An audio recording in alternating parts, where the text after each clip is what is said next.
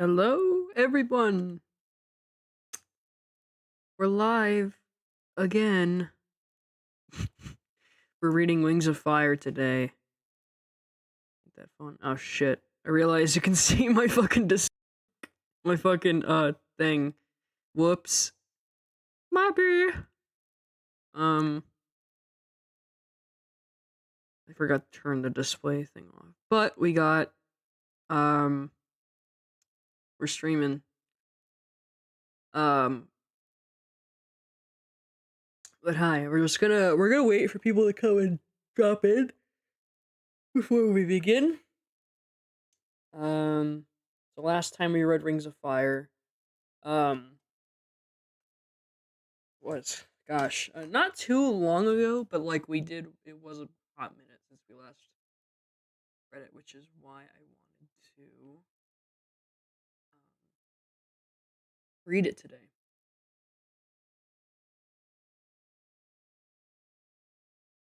I know, but people, you're probably like, "Oh no, where's BFDI?" I'm like, "Don't worry, we're getting to that." I just wanted to get around doing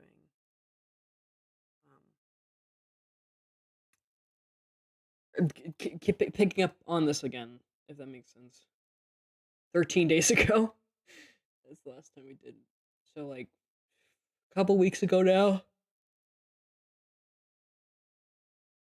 Hi Magby, how's it going? Man, I need like some caffeine or something in me. It's only like 7 o'clock, and why am I? Why? Already clocking out. This is crazy. So last time we read Wings of Fire, like I said, it was 2 weeks ago, and now we're going to read more of it. And the last time we were here, Clay and his friends got basically kidnapped by the Skywings, and now they're gonna be in the Skywing Kingdom. Glad you're reading. Yeah, Wings of Fire is great. As always, we're gonna put up the map because you gotta know where shit is. Glad you're streaming, buddy. Retired. Don't read too much. Listen, I'll I'll go as long as I can. I'm gonna grab like a Coke or something. I'll be right back. This happens often, even in the middle of the day. I'm like, dude. Yeah. So right here, Sky Kingdom is on that wing, and Queen Scarlet's palace is like around that. So like this mountain range you see in the middle is like where it takes place. I'll yeah, I'll be right back. I'm just gonna quickly just grab a Coke or something.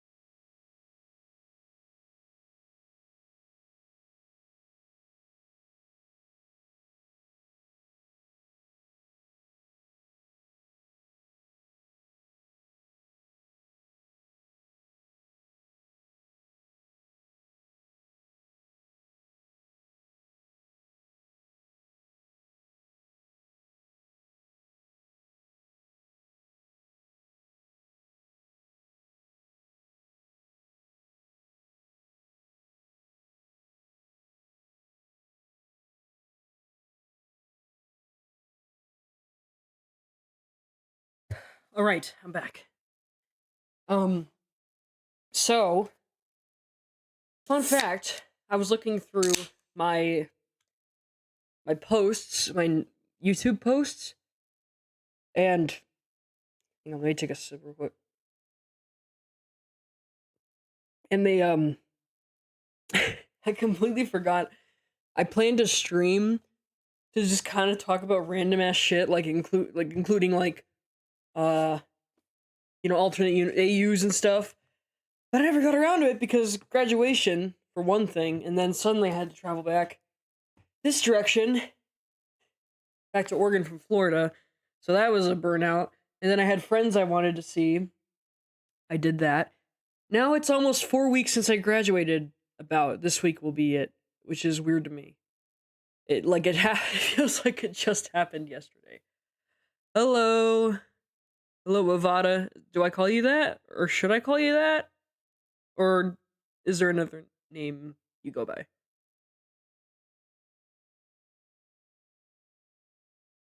Unless I completely butchered your name, which is not my intention.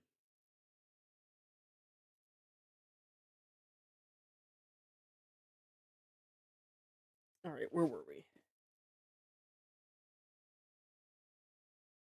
So, let's see. We're on chapter 14. Oh,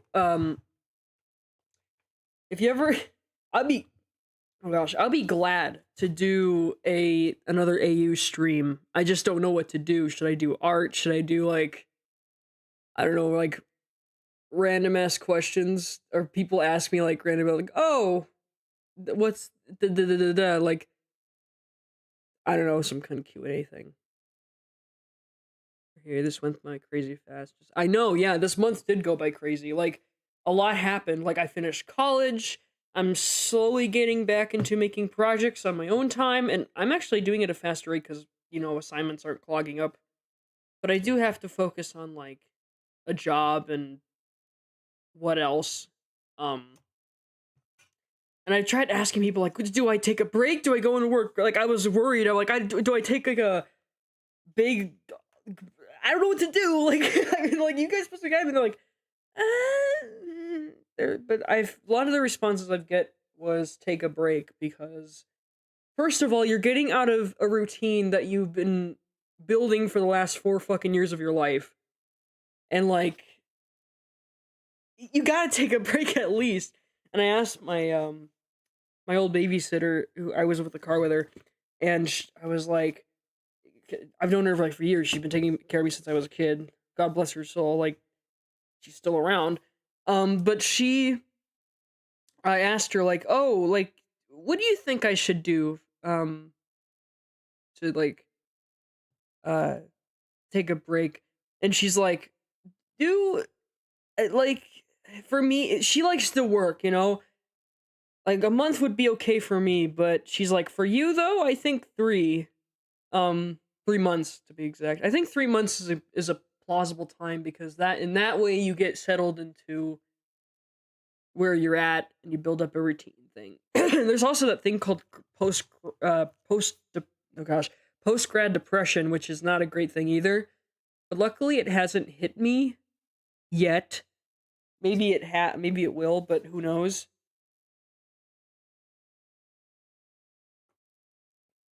Or maybe I'm just taking it really well. I don't know.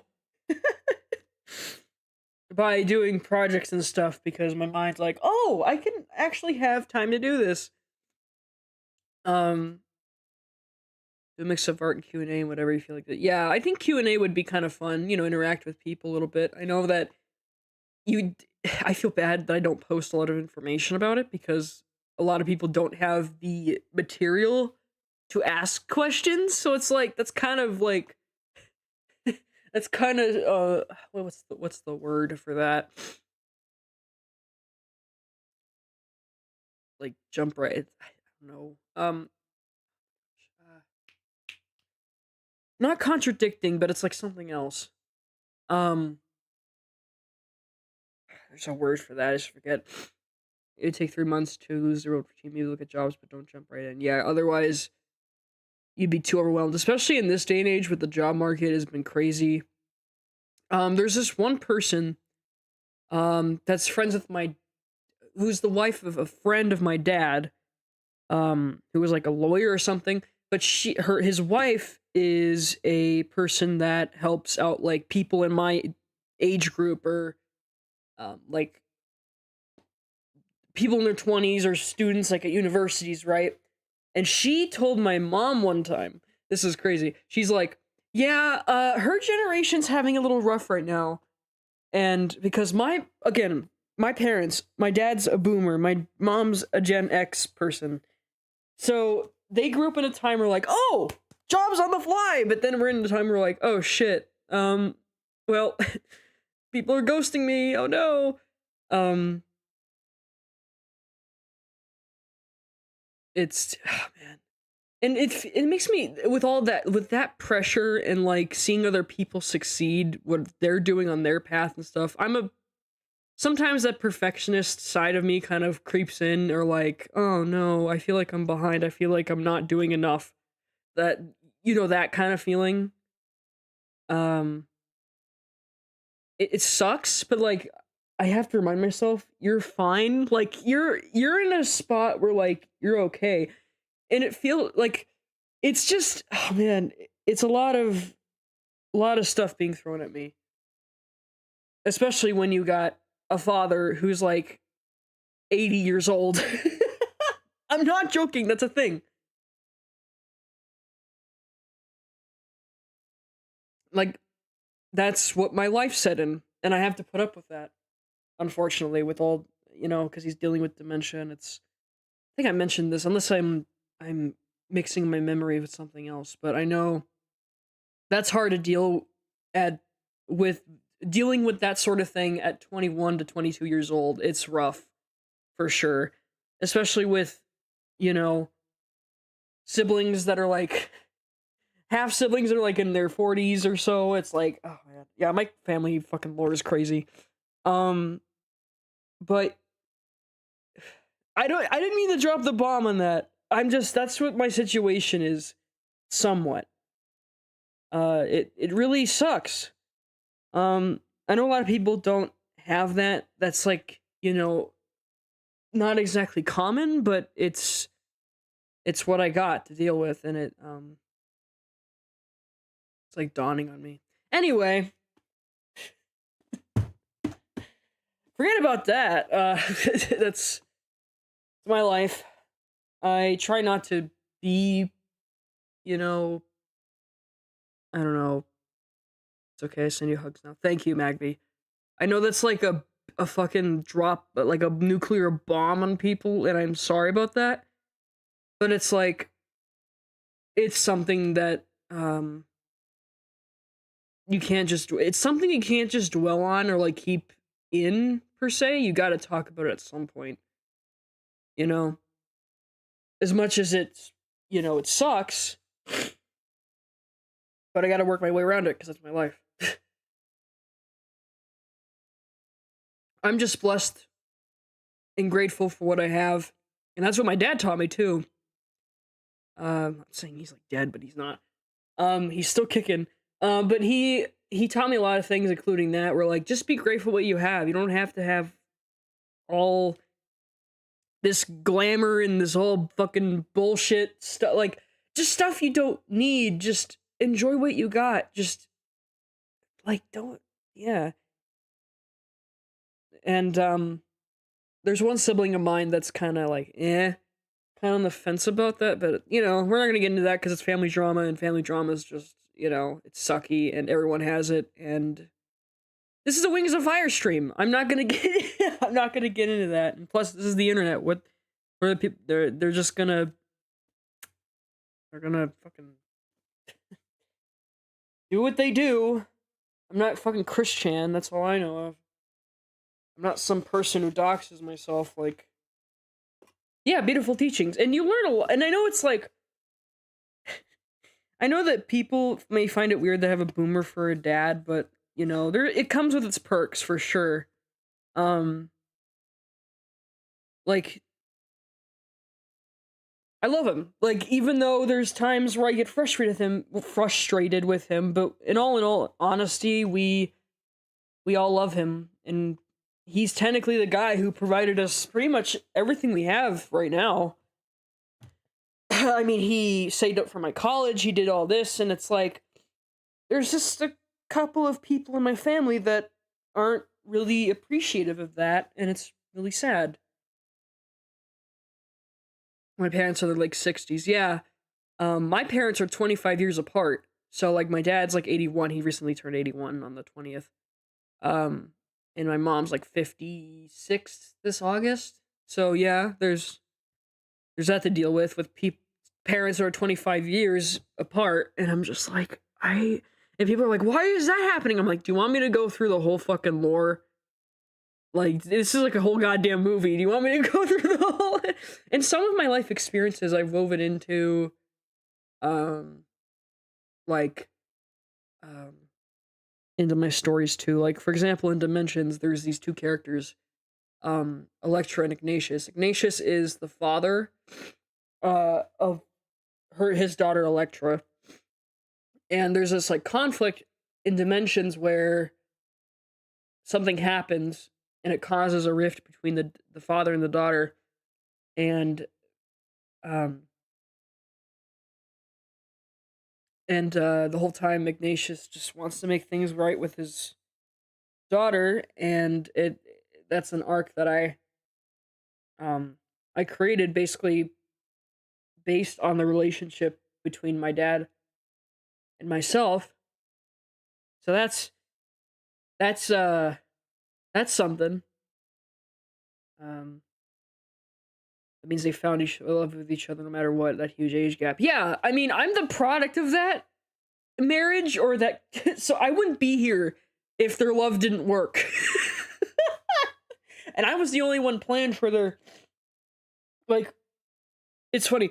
They were with two different people each before they met each other and then had me. So they had my mom was together with like a high school sweetheart dude, and she had my half brother, which is like I think he's 37 now. And then you had no, he's old. No, he's not. He's not 37. Hello, how's it going?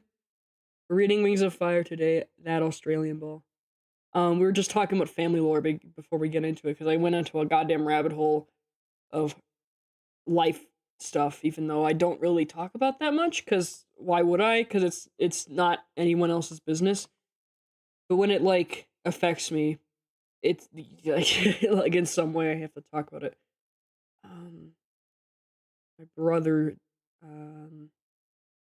half brother, I should say, but I still call him my brother regardless. Um, he's turning 39. Okay, cool. He's he's almost in his 40s. I can't believe it. My bro's growing. And then my mom had with didn't live with that guy anymore, so then she jumped to a different guy, and then she had another half sibling of mine who's like 36. Yeah, 36, recently turned 36. Two of my the one whole sibling that I do have, and my that one half sibling is they're on the same birthday. Talking about this stuff is good, especially if you know people won't be bothered by it. I'm glad that I know people that are not bothered by this shit.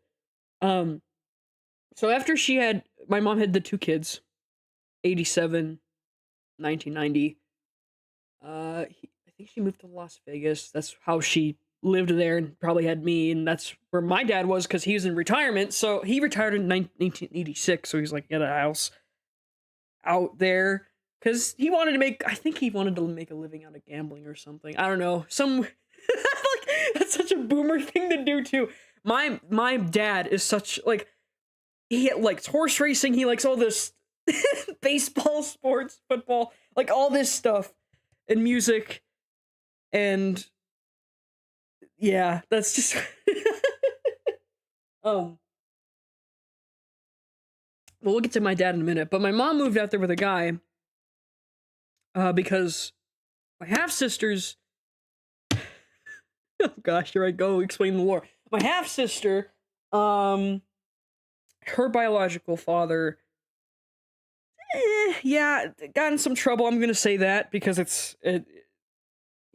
alcoholism is a bitch. So that happened, and she went up with this guy, and then they lived there, my two siblings, and then my dad met my mom because my mom had a cleaning company of her own, and she went up there to the house, and my dad starts flirting with her, I think. I don't know, it's weird. Did you ever vote in BFDI? I did. During the BFB era. Um, I did. Not in like the original BFDI or the BFDIA because I was not into it at the time. Because that's why I'm like, oh, I remember this little show. Maybe I should watch it and see what I missed. I don't really care about voting much. I like seeing where the show goes. Um. Anyway, back to the lore. So, um, my dad and my mom probably traversed. I don't know much about this because I wasn't alive yet, but they traversed in conversation probably. And unfortunately, the guy that my mom was with was kind of jealous of that, and unfortunately, pow to his head, boom to his head. Take that what you will. Um, I'm not gonna say any further, but it was bad. Um, and it's sad because my brother and my half sibling and my half siblings at the time, my mom's kids, um, they were dealing with this at like God, like this was in 2000 ish, somewhere around there, something like that. So like, yeah, they early BFB or mid BFB. Um, Not post split. I didn't even watch The Power of Two yet. Like mid BFB, kind of like when I remember watching this constantly with, when the one I remember is the Tower episode where Leafy had like some like panic attack with fire, seeing Fiery because she didn't want to hurt him. Fight, hey, Leafster! Like that's the one I remember watching because it was great. But I haven't seen Power of Two yet. But like anything after that era, like after like BFB ended, um, I stopped voting and I stopped watching for a while. Yeah, post BFB third, somewhere around post 15, somewhere I think. I don't remember, but so my parents, yeah, my siblings. Sorry, I was trying to finish what I was saying there. So yeah, my sister, like this kind of incident, definitely traumatized them for sure. Um, and my sister and my mom, probably during her grief, unfortunately, had to marry or married not had to, but um, she married my dad. Um, so in 2001, so that's how long they've been together for. The Tower episode is post split. Okay, the Tower. Okay, then maybe that's where it was. I don't quite remember. I have to I have to rewatch it again. This is why I want to rewatch it. But yeah, um, and this kind of like event kind of had an effect on my half sibling that I did talk about earlier, who's like in her mid-30s. She and my mom and her got like really like there was this weird, even before I was born, there's this always been this, and like during my childhood and like when I was growing up, um in my teens and my young years, my mom and my sister had, or one of my half siblings had like this quarrel with each other for the longest time, and now it's starting to dwindle down, but man, even like I think like my like my that half sibling got like kicked out or something. I don't remember it because I was like 7 or 6. So I was just like, it's not part of my problem, but like, you know, my mom probably didn't want the quarrel to get so bad. So that's why um she helped my half sibling get like a place to stay. And then this is one of the siblings that's not really that grateful for a while, but she's starting to get better than she used to, but the thing's still there, unfortunately. But um and then now my dad. My dad I didn't mean to jump from that, but um and guess where my that half sibling that moved? She moved to Wisconsin. Because my mom's family's from there. So, yay. That's my Wisconsin lore, but I really hope they do. From looks of it, it's not kindled yet. Like, it's not in the realm of, like, better, but, like, it's not, I see it's not as bad as it used to be, at least in my point of view. But, like, yeah, that's where, that's where the Appleton lore is and all that stuff, because that's where most of my family's from. So, as I'm, as I said, my dad, so he had 2 kids as well, kind of like my mom. His first kid, mind you, this is back when college, like, people like my age would have kids by this point. So, he was with somebody in high school, college, somewhere around that age, and he had my first sibling in 66. Not my first sibling, god damn it. The oldest half sibling out of all of us. She 66, 67, somewhere around there. That's when she was born. She's almost like 60, so yeah, it counts up for that. So that's my oldest sibling. And then he had another kid in 85 who's now 40, and now she has a kid of her own. So this is it's really funny. Evenly, my parents had the same amount of kids before they had me, but then they also have the even amount, like the troublesome ones. So, like, my brother and I are very similar. Like, we're very much alike. And he's the only one out of all the freaking siblings I get along with the best. It's really funny. All of my sisters sometimes are, like, are a handful, but, like, my brother is, like, my half-brother, I'm like, hey! But, oh, man, so... Okay, let me think what I was saying. Okay, so my another half-sibling of mine, 85, she had a different life. They mostly grew up in the Chicago area, the New York area, and then in 86, like like a year roughly after my other half sibling was born, they moved, I think they moved to Las Vegas. I don't know the whole timeline with the whole Vegas shit. I don't know, but it's, like, I don't know the whole timeline thing, but I do know my mom was in the early 90s and my dad was there, like, mid 80s, because he retired and he wanted to, I think I overheard them saying he wanted to make a living out of gambling, which is great job, Dad. Great. But yeah, they lived out in the desert and that's how I was born there. Actually, I wasn't even supposed to be born in Las Vegas, but I was born there anyway because I came early. I was supposed to be, I would have, if I was born, like, at the right time I was supposed to, I would have been born in Wisconsin, but I wasn't, because I wanted to see the world, I guess. Sorry, I'm, like, rambling about my family fucking issue. But, yeah, so I have, like, oldest, so, like, my dad's kids are basically the oldest siblings. My brother and my other sibling, but, yeah, man,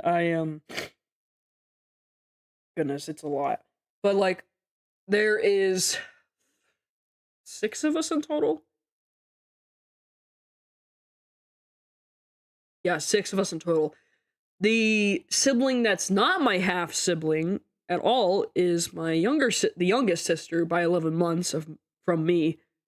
And she has autism, which was definitely interesting growing up with someone who did have that for a younger sibling, which I was more adaptable to get along with people that were like her. So growing up, I had I had a few friends who were in the spectrum, and I'm like, I'm not surprised because my younger sister is.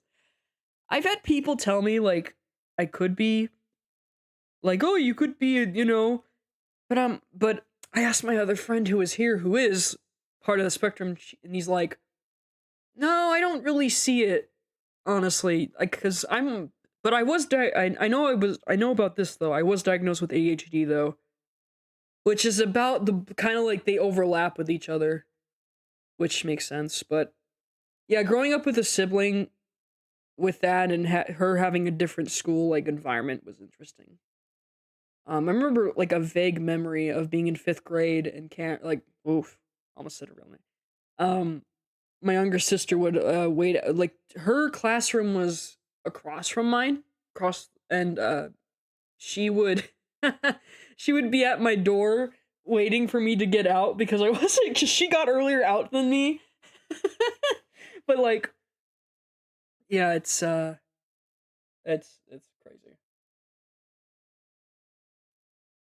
And now I think there's this, I don't know, she's doing good from I know I can tell. There's still, still kinks of her, but that's to be expected because, autism. But it was hard getting along with her though, because my brain was wired differently than hers. So I wasn't often on the same level as her. Hey, Oza Drago. How's it going?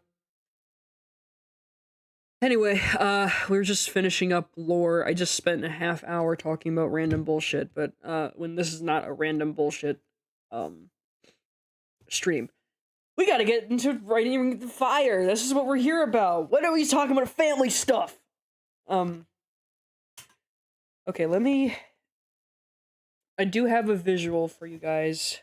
I do have a cloud, like, or sky ambience because we're in the sky. We're in the sky now.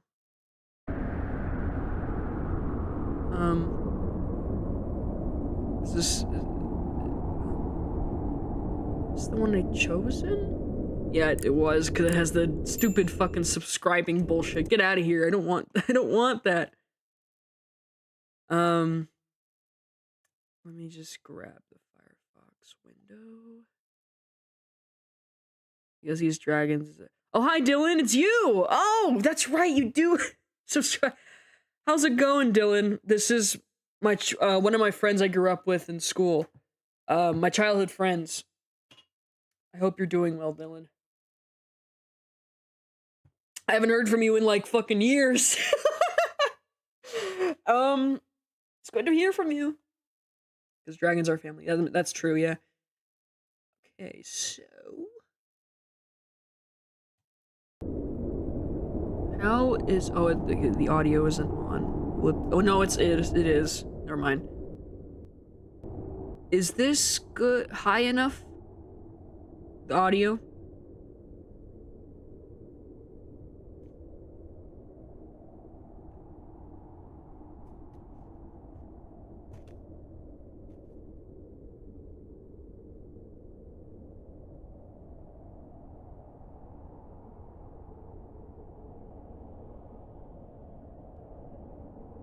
Also, man, that coffee really woke me up. Not coffee, Coke. Yeah, it's good, okay. I've been busy, I've been still playing Magic the Gathering. That's awesome! Yeah, I heard about that. You got into more of that card game. That's good. It's great. Let's see here, alright. Chapter 14. Ooh. The Queen's prisoners were kept in the sky. For the whole first day, Clay kept his eyes shut. His talons gripped the rock below him so tightly he started to lose feeling in his legs. One glance over the edge, one glimpse of the dizzying drop below him, and he feared that he would lose consciousness and fall. With his wings folded over and clamped in skywing metal clips, falling meant death. Horrible, painful, bone-shattering death. But then he was entirely sure that it would be worse than Queen Scarlet's plans for them, whatever they are. His prison cell was at the top of a towering spire of rock. A narrow stone platform gave him just enough room to walk in a circle and lie down. There were no walls, there was no roof. There was only open blue sky and the fierce wind whistling around his ears day and night. On the second day, a hunk of meat hit him in the face. Hunker forced his eyes open. An unusual skywing dragon was flying in loops around his perch. He guessed she was only a year or two older than him. Her horns were full size, but her teeth were still sharp and white. Not yet blunted or stained. Veins of gold ran through her glimmering copper wings, and smoke seemed to be coming from her scales as well as her mouth.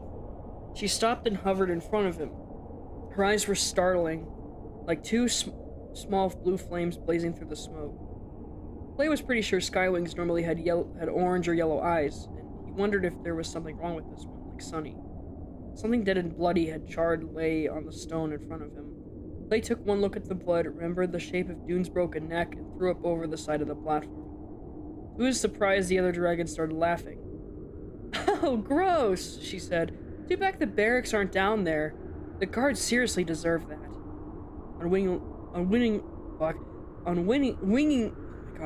Unwillingly, Clay looked over the edge. His rock tower prison was one of about 100 spires spread out out in a huge circle. Nearly every one had a dragon trapped at the top, like him.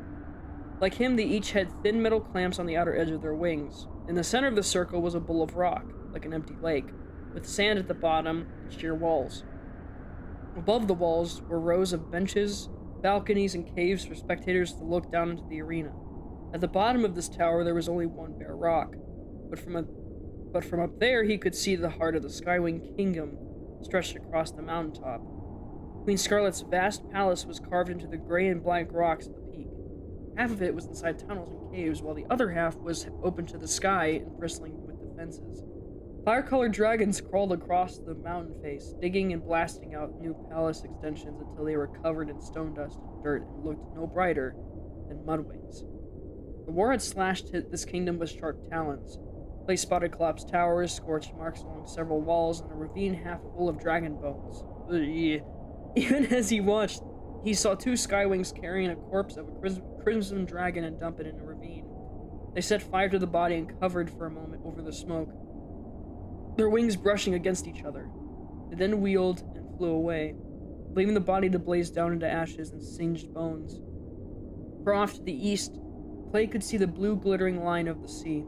He also noticed the thin wires that twisted around his legs and neck.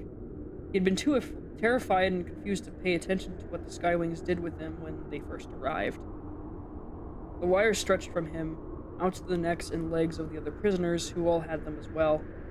One went to his left, one leg of a moon-silver Icewing on the next column, who was asleep with her tail over her nose. One wire was attached to the dragon on his right, a fuming Sandwing, whose pacing made the wire shake. The last three wires snaked out across the circle. He couldn't tell where those wires went, so they disappeared into a tangled web above the bowl, connecting all the trapped dragons. So even Queen Scarlet's captives could fly away. They have to lift it all at once, and then all 100 prisoners would be stuck with each other. They couldn't get very far that way. They wouldn't get very far that way. He wondered what would happen if one dragon fell off his spire. Would the wires drag down all the others as well? "Aren't you going to eat?" asked the Skywing, who was flapping around him. "I'm not hungry," Clay said, tucking his head under his wing. He could hear her wing beats as she circled him a few times. "Is it the wrong thing?" she asked. "I don't know what mudwings eat. We never had one before, because we're on the same side in the war. So that would be rude. Taking him prisoner, I mean. But you're in the talons of peace, so the mudwings wouldn't care what we do to you. Come on, you have to eat something." "Why?" Clay asked, keeping his head buried. "Because I don't want you to die before I kill you," she said. Her tone so matter-of-fact that it took Clay a few moments to register what she said. He poked out his snout and stared at her. "I never fought a mudwing," she said, deftly avoiding the wires as she hoped looped around him again. "Since we're allies and all, so I'm really curious. I bet it's totally different from fighting sea wings and ice wings. But Her Majesty will make you fight some of the regular prisoners first, and then if you die, then I won't get to fight you. That would be sad, Clay said. Right, not blazing at all. The most blazing will be the fighting the right Nightwing, though. Nobody's never seen anything like that. What if he can read my mind and knows what I'm going to do before I do it? She tilted her wings and swooped underneath Clay.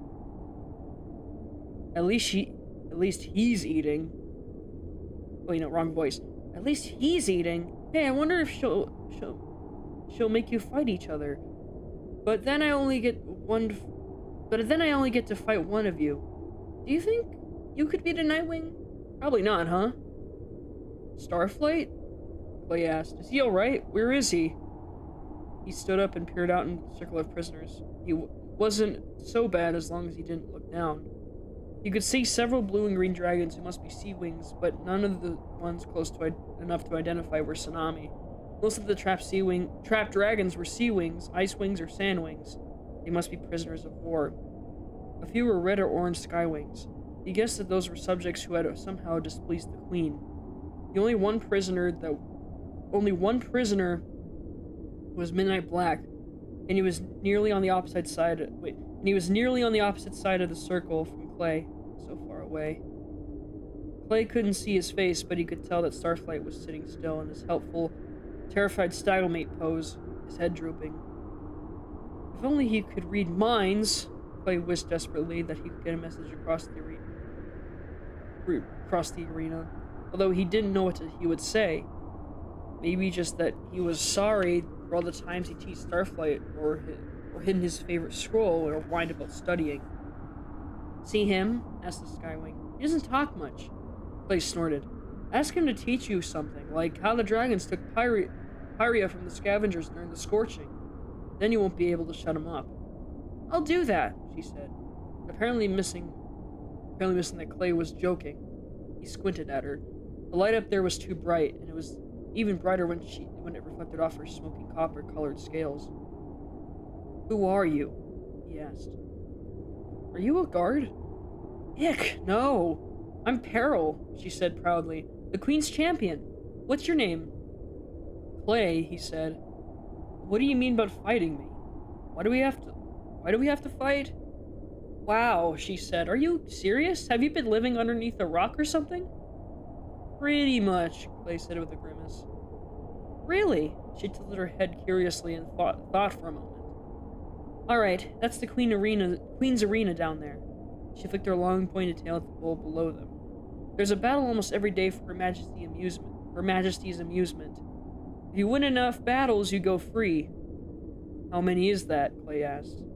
I don't know, she said. Nobody's ever done it. Her Majesty always sends me in after any dragon who has few wins, and I always kill them. Wait, no, I gotta redo that.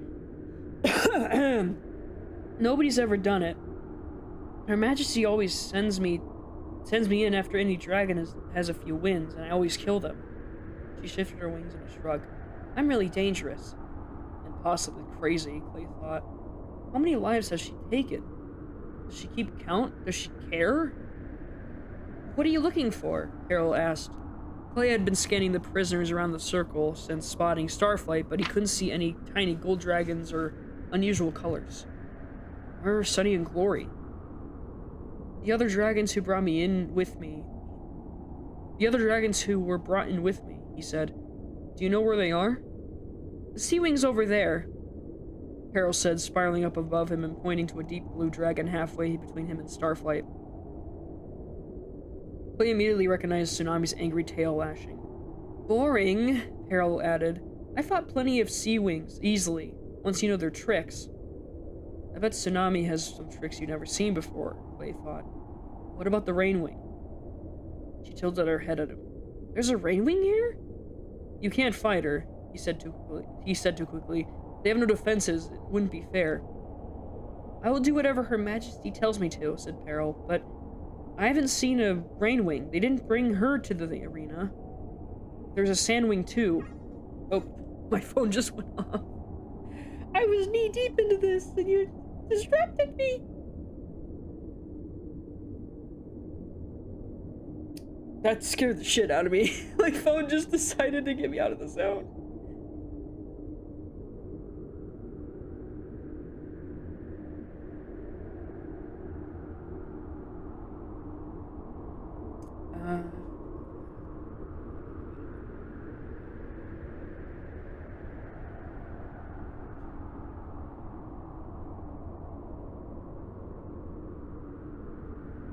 There's a sandwing too, Clay said desperately.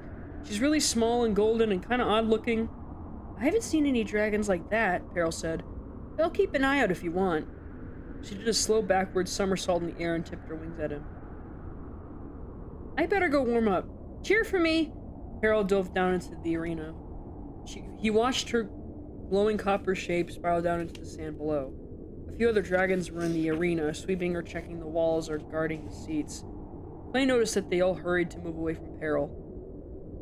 Wherever she went, dragons fled, as if she had an invisible cloud of poison around her. None of them would even look at her. Peril didn't seem to care. She strode around the arena as if she knew everyone would clear out of her way.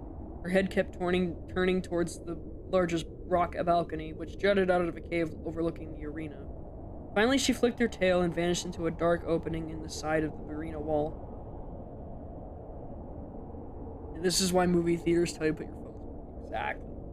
I usually have it on silent, but I had to put it on for... my friend responded late, and because I was asking, like, if she wanted to hang out tomorrow or something like that. Clay crouched to peer over the edge. He hung on tightly with his talons and fought back the dizzying nausea caused by the view. The smell of the dead rabbit wasn't helping. He wondered if he could hit one of the Skywing soldiers if he threw the carcass from up here. He couldn't remember the last time he'd eaten. Was it before Maurusir appeared under the mountain? Wasn't that a lifetime ago? But his normally huge appetite seemed to have deserted him. As he watched, dragons started filling into the seats below. Nearly all of them were Skywings, but he spotted a pale yellow and white of Sandwings here and there as well. There were even one or two Mudwings. His heart jumped. His own kind! Did they know he was up here? Would they demand his release if they found out, even though he was supposedly in the Talons of Peace? So Mudwings and Skywings were allies on one side of the war. Clay had never been able to remember that before, but he was pretty sure he would now. If only Starflight had thought of chaining me to a tower above gladiator fights, I might have been an excellent history student then. He didn't know how long it took for the stands to fill, but the sun was blazing directly overhead when the two of the guards let out a trumpeting roar. All the other dragons snapped to attention. Across the stadium, heads bent, wings tipped, talons were crossed, and the silence fell as everyone waited. Queen Scarlet stepped down to the large balcony and spread her wings, catching the sunlight in the reflection of her orange scales. The fire-breathing hiss of all the gathered dragons greeted her. Clay knew this sound was only a warning that Kestrel was about to spout flames at him. It took him a moment to realize that the Skywing dragons were hissing with respect. He squinted at the dragons around the queen. Several large Skywing guards took up the positions along the balcony, and two of them moved to roll something forward into the sunlight. It looked like a tree with no leaves, a sinuous curving shape with 4 branches, carved from a single spear of pale gray marble. Looped over the branches with her tail wrapped around her tail wound around the trunk was a dragon the color of deep red rose petals. But as the sunlight hit her, new colors exploded through her scales. Constellations of gold sparks, galaxies of swirling violet, shifting pale blue nebulas. Clay hailed sharply, and at the same time he heard gasps and murmurs fluttered through the crowd below. It was Glory, and she was even more dazzling in the sunshine than he expected. A delicate silver chain leashed her to the tree sculpture. It looked flimsy and easy to break, but Glory didn't seem too interested in escaping. She stretched her long neck up toward the sun, ignoring the audience, and then coiled herself over the branches again and closed her eyes. The guards positioned Glory's tree in the one corner of the balcony, as the queen stepped forward. "Well," she said in a sly, smiling voice that carried across the arena and up to the prisoners. "What do you think of my new art?" Art? Clay thought furiously. As if Glory is nothing more than a tapestry to hang on the wall, not a dragon with feelings and ideas and a destiny and friends who care about her. But why wasn't Glory fighting it? Where was Sunny? Dragons in the lower seats began to applaud, and soon the whole stadium thundered with the beating of wings and talons. Queen Scarlet seated herself on a large flat boulder, looking pleased, and flicked her tail for silence. "Bring in the combatants," she called. Carol swept in from the tunnel, waving to the crowd. Clay noticed that the applause was muted, as if most of the dragons weren't really sure if they wanted to cheer for her. Meanwhile, 3 of the Skywing guards flew up to the prisoner on Clay's right. One of them seized the Sandwing's venomous tail and held it out of the way. The Sandwing fought, howling angry curses, as the other 2 unclipped his wires and hooked him to a ring in the center of the ledge. Clay thought for a moment that the prisoner was going to hurl himself off the edge, despite the bands that were still on his wings. But the guards gripped him tightly and swooped him down to the sands below. They dropped him in a heap in the middle of the arena. Peril turned to look at him, her eyes glinting. Clay realized with a sickening lurch in his stomach that he was about to watch a dragon die. Ooh, what a thing of events. Oh no. Our boy Clay. Oh no. Poor Clay, man. He's traumatized. Chapter 15. Clay didn't want to watch, but he knew that if he might have to fight Peril one day, he should study her technique. He glanced up at the distant figures of Tsunami and Starflight. It looked like they were watching intently too, along with most of the prisoners above the arena. One of the Skywing guards stood in the center of the arena and clapped his wings thunderously until the audience was quiet. He bowed to the Queen and announced, "After 4 wins, Horizon the Sandwing, formerly and unwisely a soldier in Blaze's army, has been challenged to match with the Queen's champion Peril. Claws up, fires ready, fight!" He sprang out of the arena, leaving Peril and Sandwing facing each other. Horizon shrank back against the far wall, hissing. Peril stalked slowly toward him, tilting her copper wings to reflect the sunlight. Her long tail snaked across the sand. It still looked like smoke rising from her scales. Horizon crouched and suddenly leaped over Peril's head and fled to the other side of the arena. He didn't even try to claw her or strike her on the way past. He didn't even lash out with his poisonous tail. He just ran away. Why is he so afraid of her? Clay wondered uneasily. Peril turned in and hurried away and smiled at Horizon. His black eyes darted left and right, searching for an escape. Suddenly he made a dash for the tunnel. All at once Peril was in his way, lashing her claws across his chest. It didn't look like more than a scratch from what Clay could see, but Horizon screamed in agony and fell back, scrabbling across the sand. Peril followed, lashing another scratch around his side. Horizon screamed again, his banded wings flapped desperately as if he were still trying to fly. Calmly and most gently, Peril reached out and touched one of his wings, pinning it to his body. Horizon's screams intensified into one long, ear-shadowing wail. Clay couldn't understand it. She was only touching him, nothing more. Then Peril let go as she stepped back. Clay saw the scorched talon print that she left behind on Horizon's scales. It looked like if she had branded him, burning his skin without ever breathing fire. Clay squinted and realized there was smoke rising from Horizon's scratches. Did Peril have fire in her claws? How was that possible?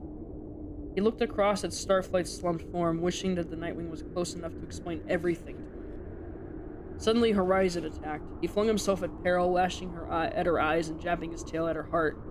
Peril whirled, avoiding his claws, and knocked him to the sand. His barbed tail bounced off her scales with a spark like miniature lighting, and then burst into flames. Fire engulfed the poison tip, and Horizon howled in pain. Clay had never seen anything like it. He had never heard of dragons setting on other dragons on fire just by touching them. Horizon beat his tail against the sand, trying to put the fire out, but hurt as Peril pinnated around him. She darted to give him another scratch, but before she could dart away again, Horizon turned and grabbed her forearms in his talons. He threw his wings around her and buried his face into her shoulder with a high-pitched, keening sound. Peril froze.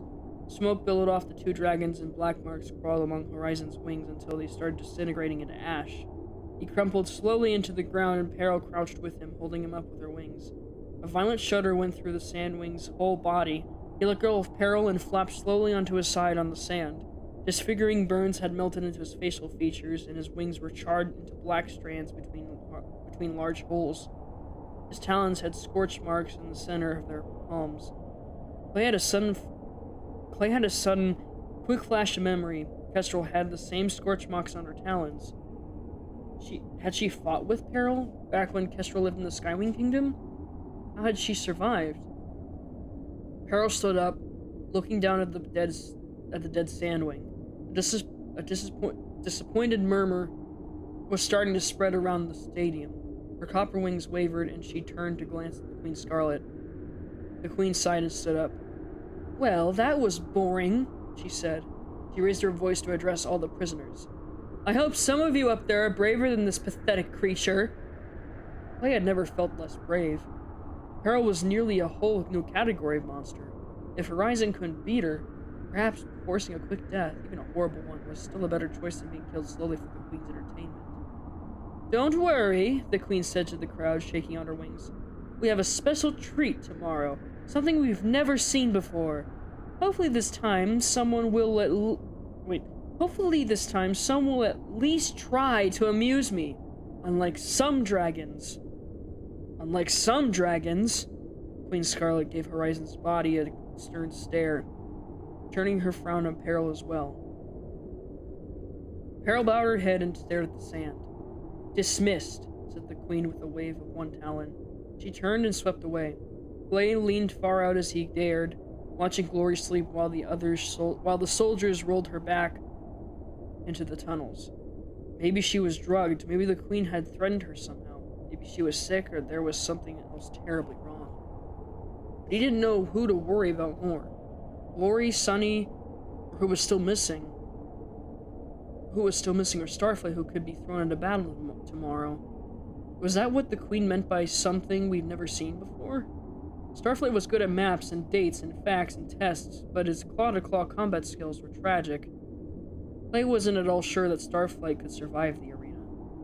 Dun, dun, dun.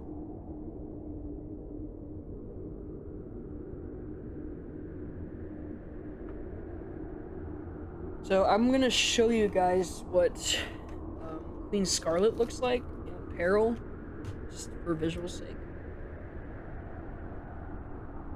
Let's see.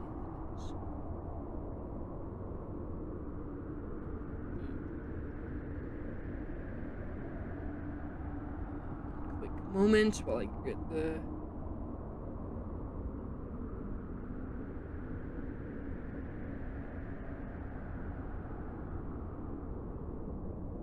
Unless I'm completely wrong that I did show Queen Scarlet, but in case if I did...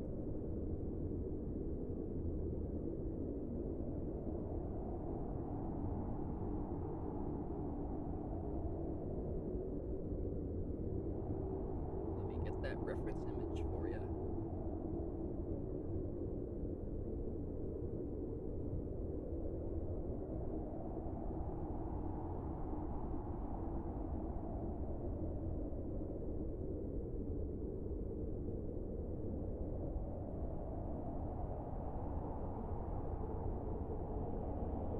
Save these JPEGs.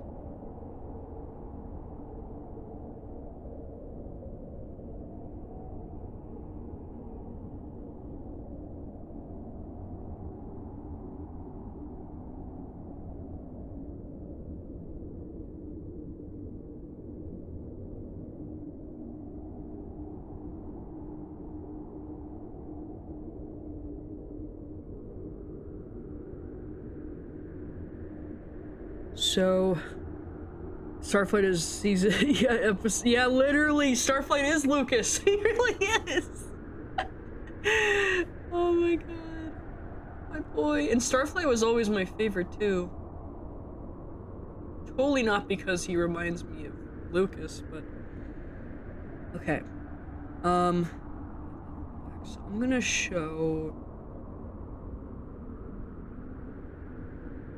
Let's quickly map for a second.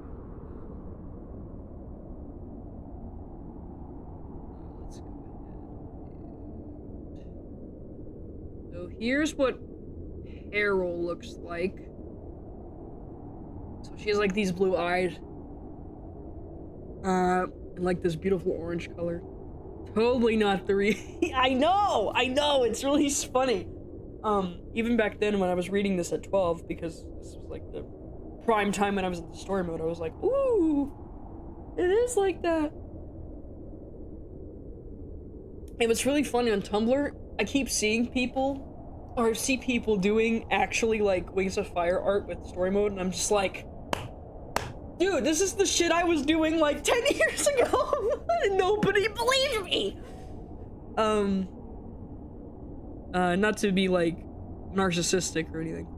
And this is what Queen Scarlet looks like, the bitch herself. She has like these like ruby bling and fucking whatever. So, yeah, she's, it's sad because orange is my favorite color, and it's like always the bad ones, it's always the villains I've always... Anyway, that's what they look like. The important ones. I would show Horizon, but we have to make up time here. Alright, chapter 16. Oh, how fitting. The first... It's not narcissistic, I know. If I, like, say anything pride related, I just feel bad.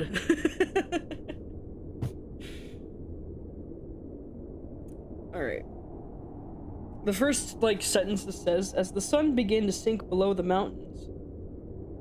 The sun outside right now is currently sinking. And Clay is showing more of his Jesse vibes right now. It's crazy. As the sun began to sink below the mountains, Clay's dozed off, still worrying about his friends. He woke up to the smell of burnt prey and the growling of his stomach. Two of the moons were high overhead, while the third was a dim ivory blurb glowing behind a distant peak. His eyes were finally starting to adjust to the bigness of everything. This view was just about the opposite of what he'd grown up with under the mountain. Clay twisted his head toward the smell of prey behind him and nearly toppled off the ledge in surprise. Peril was perched on the far side of the stone platform with her tail tucked behind her legs and her wings folded in as she were trying to make herself as small as possible. Even so, there was only about the length of a dragon tail between them, and Clay could clearly feel the burning heat coming off her scales. It wasn't a warm basking heat like Sunny and Dune had. It felt like standing too close to an erupting volcano. "Oh, good, finally," she said. She nodded at the lump of meat on the rock between them. "I brought you something different. Well, I made the guard let me bring it. I hope you don't mind that it's a little crispy." She spread her front talons in an oddly hopeless gesture. Clay peered at the prey, which smelled like smoky duck. He wanted it, but he was afraid of getting any closer to Peril. What if she burned him, even by accident? "I'll be careful," she said, guessing his thoughts. "I stay really still, I promise." She glanced around at the slumbering prisoners. "I just thought it might be less obvious if I sat here instead of flying around you.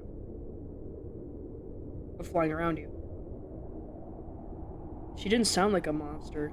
Clay couldn't put this quiet dragon together with the brutal killer he had seen earlier that day. He scraped the duck toward him and devoured it in 2 bites. It tasted like ash and crunched strangely between his teeth. "Oh dear," Peril said. That was fast. Do you want another one?" "I'm alright," Clay said. She scraped one claw across the rocks. "Do you want me to go away?" "No," he said. She looked up surprised. Stay and talk to me," he offered. "Aren't you afraid of me, now that you see what I can do?" "Of course I am," he said honestly. "But you're still better company than the pigeons. All they want to talk about is nest design and who to poop on." Peril barked a laugh. She seemed much more subdued than she had been when they first met. He studied her face in the moonlight. Are you alright?" he asked. Peril blinked several times fast. Instead of answering, she said, "That was weird today, wasn't it?" "What was weird?" "The Sandwing, Horizon, the way he just gave up." He gave up. The way he just gave up. She opened and closed her wings. Clay flinched.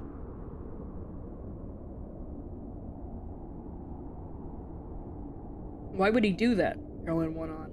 "It's poor form. I guess I should have pushed him away to make him keep fighting." Her Majesty was pretty angry. "At you?" At you? Clay said. That doesn't seem fair. Peril blinked again. Really? She said. It doesn't? She shook her head. No, the queen is right. It's my responsibility to make the fight more exciting if the other dragon won't do it. Why do you do what she says? Clay asked. Do you like fighting? What he really wanted to ask is, do you like killing? But he was afraid of what the answer might be. Would he like killing? If he'd been given the chance to do it over and over again with no consequences. Was that the kind of dragon he was supposed to be? Would he like it if he had to do it tomorrow in the arena? Of course, Peril said. I'm good at fighting, and I'm not much else. And she's my queen. I'm her champion. Why you? Clay asked, risking getting closer to this real question. What's wrong with you? No one else wants me. No one else wants me, Peril said matter-of-factly. No one can even touch me. You saw that. I was born with too much fire. Usually when the dragons like me hatch, the Skywings drop them off the highest mountain peak. That's what my mother was going to do, but Queen Scarlet saved me and killed her to punish her. Her eyes went cold at the words, my mother. Wow, Clay said faintly. Yeah, said Peril. If you want to know everything, I burned up my twin in our egg. I sucked all the fire out of him and scorched him to a crisp. She shrugged, but there was a wildness to it in her voice. I attacked the other eggs in my nest when I hatched, Clay said. It felt really strange to say out loud. At least, that's what the big dragons told me. They said I tried to kill my nestmates, but I don't remember it. Carol tilted her head. So maybe we were both born to kill other dragons, she said. Clay wished she didn't sound so happy about it. Maybe she's right. Maybe she's the monster I could be. I let myself. I don't really want to do that, he admitted. I like fighting, but there's only one thing I've ever killed is prey. Her Majesty said I might as well follow my true nature, Carol said. That's how she raised me, letting me be myself and giving me dragons to kill. Maybe if you feel better if you could be who you really are. I hope that's not who I am, Clay said. In the moonlight, Peril's expression changed, and he realized that he hurt her feelings. Not that, he stammered. Nice work, Clay. How are you going to finish that sentence? Not that there's anything wrong with being a killer, or maybe, but it seems to be going great for you. I mean, maybe I was born that way, but does that mean I'm like that forever? I guess I hope I have a choice is all. I want to be who I want to be, not to who I have to be, right? Wouldn't you want to be different if you could be anyone? No, Carol said, clawing at the rock under her talons. I've accepted myself, and I like myself this way. You should do the same thing. Something clattered far below them, and Carol jumped. I better go, she said. Wait, Clay said. Please, who's supposed to fight tomorrow? Can you talk to the Queen? Tell her not to send in the Nightwing. He's not ready for the arena. Are you serious? Clay said. Peril said. She'd be furious. She's so excited to see him fight. Tell her I volunteer instead, Clay blurted. Tell her I'm ready, and I promise I'll make it exciting. Peril was already shaking her head. I can't. I'm forbidden to talk to you. She was really mad when she found out I visited you before. I guess you're not like the other prisoners. Clay paused, thinking. That was strange. Why did Queen Scarlet care if Peril talked to him? But you came here to see me anyway? She shuffled her talons and looked a little embarrassed. Yeah, I don't know why. I mean, it didn't seem fair. I like talking to you. Her Majesty never has time to talk to me, and my only other friend is old and tells me the same stories over and over again. You're blazing. So she doesn't have to obey every order Queen Scarlet gives her. Good to know. He realized that she was looking at him hopefully. He said, You're blazing too? Carol grinned, sharp white teeth flashing in the moonlight. That's what Her Majesty says. She likes me the way I am, and nobody else ever has. Till you. Yikes, Clay thought. He wasn't sure that he did like her the way she was. or that he wanted to be best friends with a dragon who was planning to kill him eventually. But there was something not entirely awful about Peril, an awkwardness and sadness that he kind of understood. And maybe there was a chance that he could talk her out of the whole killing plan. Maybe that was why Queen Scarlet didn't want her talking into him. Maybe that's why Queen Scarlet didn't want her to talking to him. In the meanwhile, though, he had to focus on saving Starflight. Listen, he said, could you talk to her about Starflight anyway? What if you acted like you came up with it on your own yourself? A Mudwing is still something new, right? So send in Mia first and save him for later. Besides, if he dies in this first fight, that would be a waste, wouldn't it? He swallowed the lump in that rose in his throat at the idea of Starflight dying. You think he would? Carol said, gazing out into the circle of prisoners. Even with the bright light of the moons, it was hard to see the dark lump of dragon on Starflight's pedestal. Can he use his powers, reading minds and all that? Or Starflight, Clay wondered if a normal Nightwing raised around other Nightwings would already have his powers by now. He didn't want Peril and Queen Scarlet to know that Starflight was powerless, but he didn't want them to risk Starflight's life because they thought he could do something special. They're a little unpredictable, he hazarded.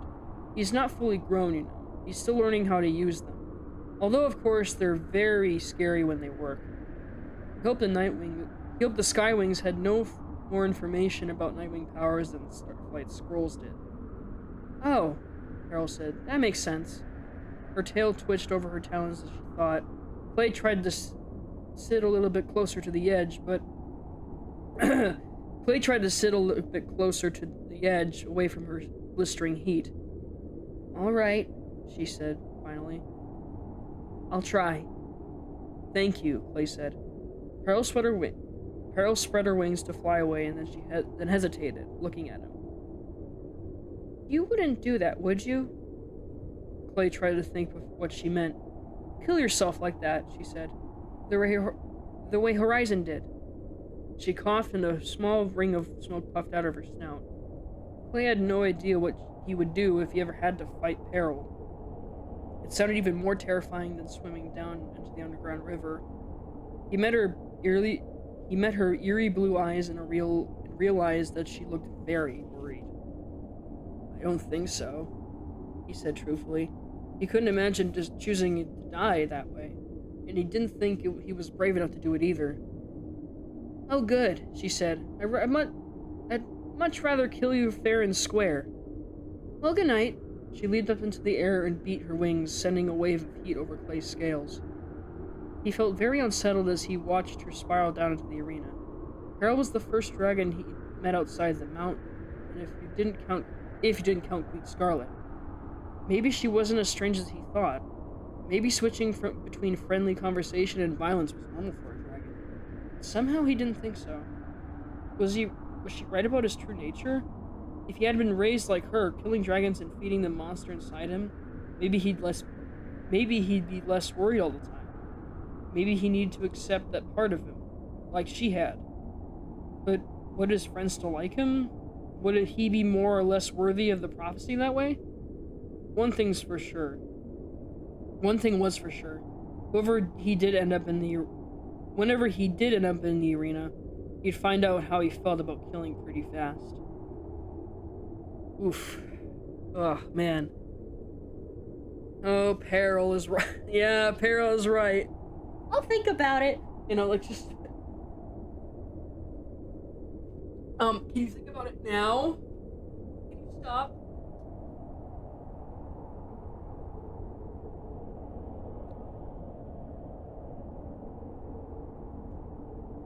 I'm gonna get some, I'm going to get the light on so I can read better.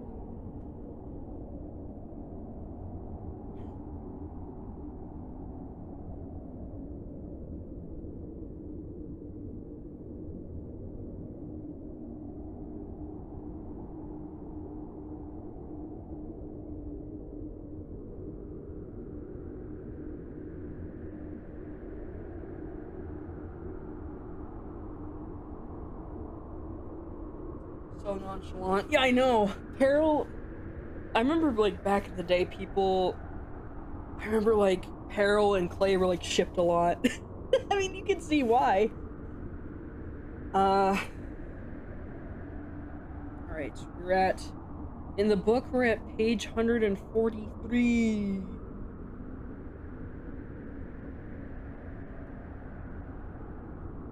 And we got about, let me do the math.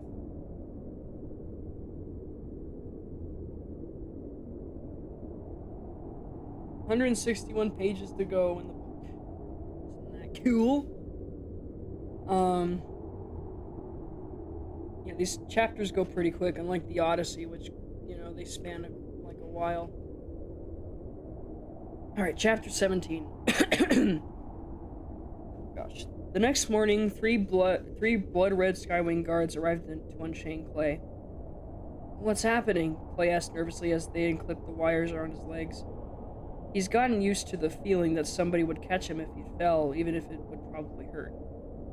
"Private audience with the Queen," sniffed one. "Is that a good thing?" Clay asked. "Or a bad thing? I've never been a prisoner before. Unless technically maybe I sort of was, but not like this. This is a lot windier. Plus, there's the Queen. That's new. Does she normally meet with prisoners, maybe right before letting them go?" "Shut up," snapped the guard who answered him before. "Right, yes," Clay said. I was wondering about the other dragonettes who were with me, and maybe if I could maybe see them." One of the guards tightened the wire around his neck and hissed, Another word, and there's going to be an unfortunate accident on the way down into the throne room." Clay glanced over the edge and shut his mouth firmly. So far, it seemed to him that the most Skywings were just as grumpy as Kestrel. With a start, he realized he'd forgotten to worry about Kestrel. The Queen had talked to her as if they once knew each other. He craned his neck, looking for her among the prisoners as the guards flew him down to the arena. But none of the red or orange Skywings on the spires were quite the right color or size. He noticed with a shiver of fear that Starflight's perch was empty. He must have been taken away while Clay was sleeping, but why? As they reached the sandy ground, Clay twisted to look up at Tsunami and saw 3 more Skywings surrounding her. They were having a hard time getting close. She lashed and fought and swung her powerful tail at them in a fury. Oops, Clay thought. Should I have done that? He hadn't struggled with the guards at all. He glanced around the arena, wondering if he should try to run now. But his wings were still clamped, and there was only one doorway out of the arena. Since the guards were already dragging him toward it, it seemed a little pointless to break free and then run exactly where they were going anyway. So he let them lead them into the smoky tunnel lit with flaming torches and an occasional skylight cut through the rock overhead. The tunnel was wide enough for 3 dragons to walk side by side, wings spread. It sloped upward through the mountain into the palace Clay had seen from his prison perch. Gosh. At one point, they passed a large cave with the tall, narrow windows cut into the walls, casting bars of sunlight onto the stone floor. A pool of water separated the cave from the tunnel. On one wall hung a full-length portrait of Queen Scarlet, staring majestically down at her nose. Clay spotted the glint of a few copper scales on the floor and wondered if it was Peril's room. There was nothing else in the cave. It occurred to him that she probably couldn't sleep on animal skins or read scrolls because her touch would burn right through them. But if fighting was all she was good for, why hadn't the Queen sent Peril out to the war? Why was she kept here for gladiator fights instead? Perhaps Queen Scarlet didn't completely trust the hold she had on Peril. If she were to let loose into the world, Peril might realize she didn't have to be a killer, or she might decide to kill anyone she liked without waiting for the Queen's permission. Soon Clay heard clattering and clanking and cluttering up ahead as if a crowd of dragons were busily hurrying about. Then the passageway opened out to the vast hall, and he saw exactly what he was hearing. He was standing on a wide balcony with no railing, 2 levels up from the ground floor. The balcony ran all the way around the hall in a large square, and above it Clay could see 5 more levels of balconies, and above that, the open sky. Dragons were hurrying everywhere, glowing in the light. Large windows were cut into the walls all the way up, so the hall was flooded with sunshine. The floors blazed as if little rivers of fire ran through them. When Clay looked more closely, he saw a design of a talon prints, inlaid in gold running through the stone under his talons. The gold veins were carved into the walls as well, some of them branching into flames or tracing shapes like clouds in the rock.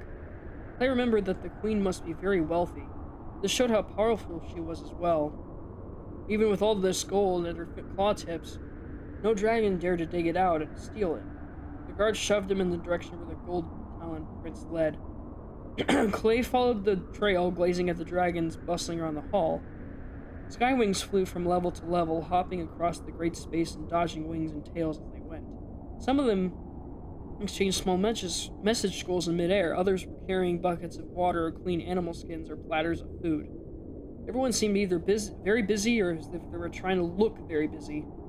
Clay saw one young orange dragonette winging up into the highest level with a bucket of soapy water clutched in her talons. As she reached the top balcony, her tail tangled with the other dragons and she overbalanced. She lunged for the ledge and dropped the bucket, which plummeted all the way down, whooshing past Clay and the guards. A moment later, there was a clang, and a furious roar briefly silenced the hubbub. All the dragons in the hall glanced down. A furious and familiar roar. Clay darted to the edge of the balcony and looked down. At the bottom of the hall, and under a metal grid, a dragon was trapped like a pinned squirrel. The bucket was rolling across the iron bars. All the suds and water had spilled out over the prisoner. It was Kestrel. She seized the bars and rattled them angrily as a murmur of laughter rippled around the hall. Clay didn't get a chance to see anything more. The guards had yanked him back and shoved him along the talon print trail again. He wondered if it was a special cell for particularly bad prisoners, and if so, what Kestrel had done to deserve it. She had never talked about her life before the Talons of Peace, or why she let the Skywing keep it. He'd always kind of imagined that she'd be kicked out of being too grouchy, although now he had guessed that would have made her fit right in. He stopped thinking about Kestrel as the guards pushed him into Queen Scarlet's throne room. The queen was seated on top of a rock column carved in the shape of clouds, staring down at the dragons on the floor below her. The wall opposite her was entirely open into the sky, revealing a steep drop in jagged rocks below. The gold trajectory in the rocks and floor went up over the top in here as if a giant dragon had stumbled around the room and vomiting gold all over the place. Clay could barely see at first through the blaze of reflected sunshine. Then his eyes adjusted and he spotted Glory, laid out along her tree in the sunlight. She had her eyes closed and looked more relaxed than he had ever seen her. A slow pulse of crimson teardrops wandered through her dark gold and navy blue scales. Two Skywing soldiers stood threateningly in front of her, bearing Clay's way. Starflight was kneeling before the queen in a submissive bow. Clay broke away from his guards to crouch beside his friend. "You all right?" he whispered. Starflight glanced up at the queen and gave a tiny shake of his head. "The Nightwing is trying to tell you that it's rude to talk to anyone else before the queen in their own throne room," said Queen Scarlet. "First you bow to me, and then you stay put until I'm ready to address you all. Really. What are they teaching dragonets these days? It's so very disrespectful." "Sorry," Clay mumbled, trying to match the bowing position Starflight was in. Somehow his talons didn't fold in quite the same elegant way. His wings felt they were sticking out at weird angles. He peeked under one arm at Glory and nearly fell on his head. Queen Scarlet had arched her ruby-encrusted eyebrows at him and sniffed disapprovingly. Clay tried to stay still as he could. An eternity passed. There was no other dragons in the throne room besides the guards around Glory and the three at the door who had brought Clay. There was no sign of Sunny anywhere. I forgot what happened to Sunny in this. Queen Scarlet studied each of her claws, one by one. Now and then she sharpened them on the rocks beside her. Finally, they heard a commotion in the tunnel outside. Clay couldn't help looking over his shoulder when he recognized Tsunami's voice shouting curses. A whole pack of Skywings came in, dragging the Seawing Dragonette. She had several of the strange several of the strange wires wrapped around her, binding her talons to her side and trapping her powerful tail. Her head whipped around, snapping at each of them, so they were having trouble moving her more than a few steps at a time. At last, they rolled her alongside Clay, and all the guards jumped back. Clay saw with satisfaction that more than one guard had long scratches and bite marks that looked like Tsunami's work. "Well, hello," the Queen said, looking amused. "We've been waiting for you. I gather you're enjoying your stay?" "This is an outrage," Tsunami hissed. "How can you treat dragons this way, especially us? We're the..." "Dragonets of Destiny. Yes, very thrilling," said Queen Scarlet. "I understand you've been underground for the last 6 years, so perhaps you haven't heard. Not everyone wants this war to end." Starflight shifted a little on Clay's left side, and Clay could tell he wanted to argue, but the Nightwing kept silent.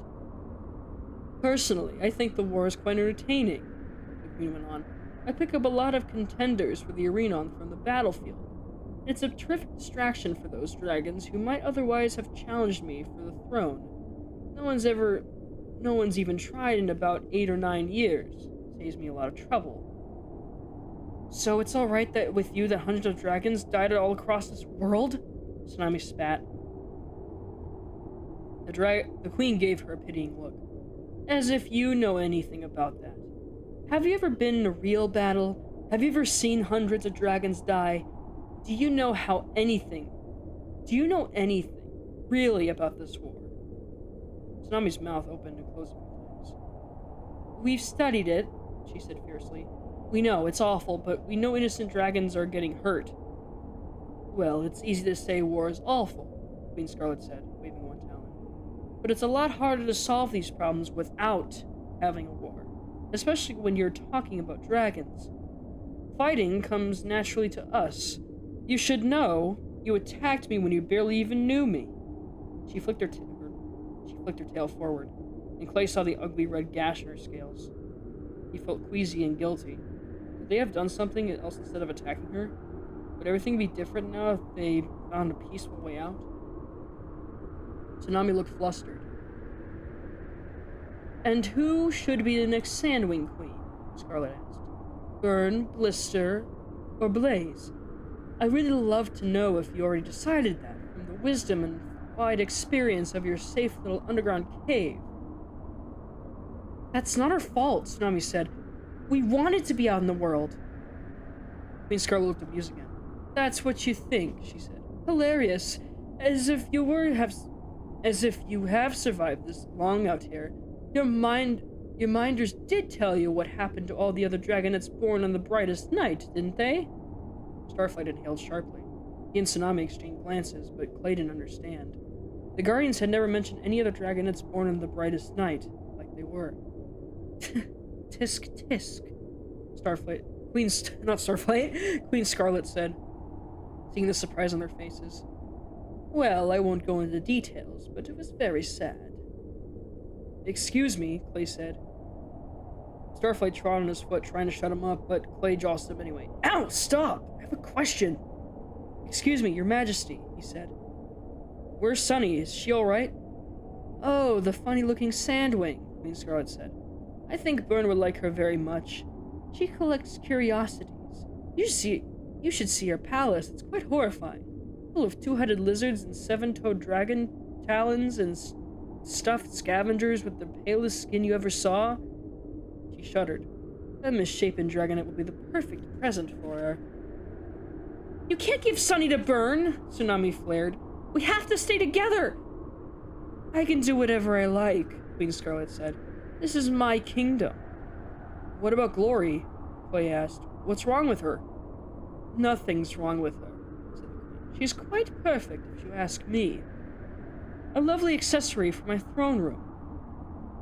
"But why is she all sleepy?" Clay asked. "Rainwings are naturally lazy creatures," Queen Scarlet said. "Haven't you noticed? But then Mudwings aren't known for their brains either." Clay stared at Glory. Had her eye twitched? Was she just imagining the slight movement of her wings? Was she asleep or was she listening? Didn't she care what the Queen was said about her? "You have to let us go," Tsunami said. "You can't stop the prophecy and we will..." "Shush!" said the queen. And one of the soldiers prodded Tsunami with a long stick. Your splunkiness is starting to bore me. Now listen. In 2 days, we're having a big celebration for my hatching day. I'll want 3 of you to be thrilling and fierce in my arena for me. But I also promised my subjects that today's fight would be exciting. So if I put one of you into it, it would be very thoughtful if you could win. So, is the Nightwing up to it? Which one of you is most likely to win a battle to the death against, say, an Icewing? Me! Clay and Tsunami both said at the same time. Starflight stared down at his talons, looking miserable. Adorable, the queen said, narrowing her eyes at them. But seriously.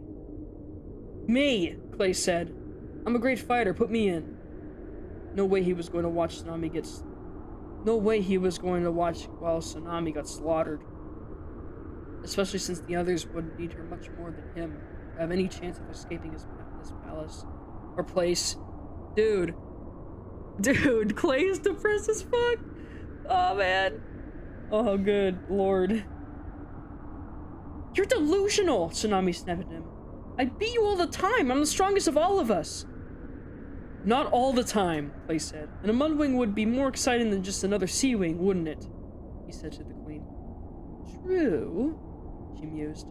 Just another Sea-Wing, Tsunami raged. How dare you? You know I'm the best fighter. I love your enthusiasm, Dragonettes, the queen said, clapping her wings together. Guards, take these 2 away. She flicked her tail at Tsunami and Starflight. The Skywings came toward them, eyeing Tsunami's teeth unhappily. As for this one, Queen Scarlet pointed at Clay. Her eyes were malicious yellow slits. Prepare him for the arena. Oh boy. You know, this is like a, this reminds me, it's a mix of episode 5 and episode 8 of Minecraft Story Mode. It's right there. It's right there. You got things in the sky, and then you got the arena part. Jesse and Clay need to get me to take therapy. I know they do. Need word for person to go and sacrifice for another question. Dumb. It's from Project Hail Mary.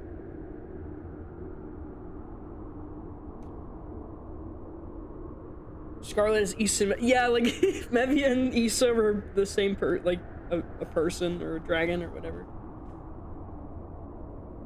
Chapter 18. It wasn't until Clay felt the sand under his talons and heard the roaring of dragons in the stands that he realized he hadn't quite thought of his plan through. You know what this reminds me of? Dirt? Gravel? Gravel that's worse than dirt!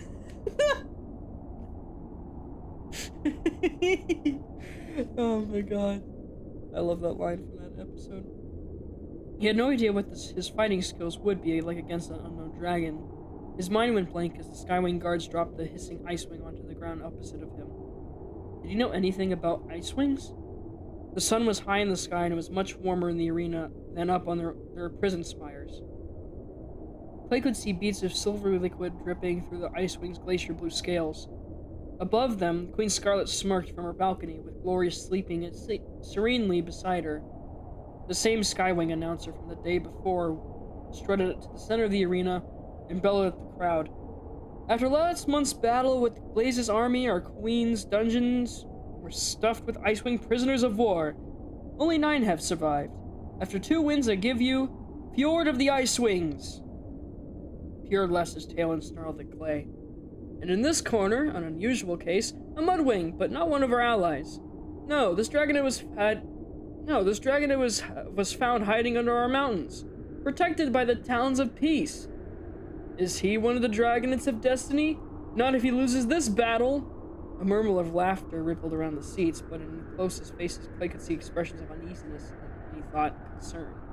He spotted a large Mudwing as one of the balconies, frowning down at him. Try to stop this, Clay thought at him, praying hard. Do something, I'm one of you. But the Mudwing shifted his gaze away, as if he didn't want to watch but couldn't afford to leave. The Skywing announcer went on. If these prophecy dragonettes are as wonderful and legendary as they're supposed to be, this should be a showdown to remember. I hope you're prepared to impress us, Dragon of the Mud. I present to you Clay of the Mudwings. Claws up, teeth ready, fight! Clay blinked as the Skywing flew out of the arena. He had never been called of the Mudwings before. It might have been a warmer feeling if he hadn't been surrounded by more than 200 dragons, including Mudwings, ready to applaud his imminent death. He felt quite far from the wonderful and legendary as the Icewing slithered around him. This was it. Kill or be killed. Time to find out if he did have a monster inside, and if it was the useful kind or the kind that would make him hate himself afterward. Or both. Fjord interrupted by racing at him with his front talons outstretched. Clay had to shut up and dart out of the way, barely dodging the sharp claws. Fjord's long, thin whip-thin tail snaked around and whacked him across the face, so Clay was momentarily blinded. Instinctively, Clay threw his wings over his head and lashed out with his back talons. He felt one connect that heard Fjord roar with pain. As his sight cleared, he saw he accidentally hit the scratch on Fjord's neck, which was bleeding again. Fjord fell back for a moment, touching his neck gingerly with his claws. His tail lashed and his bound wings beat in the air. How am I gonna get out of this? Clay thought. He couldn't feel a monster rising up inside him. Whatever had driven him to attack the other dragonette's hatching was buried too deep. He didn't want to kill Fjord. He didn't want to kill Fjord. He didn't want to kill anyone. He wondered if he should have just let Tsunami fight instead. No, I'm the first hatch and the biggest. I couldn't let any of the others risk themselves when I could fight for them.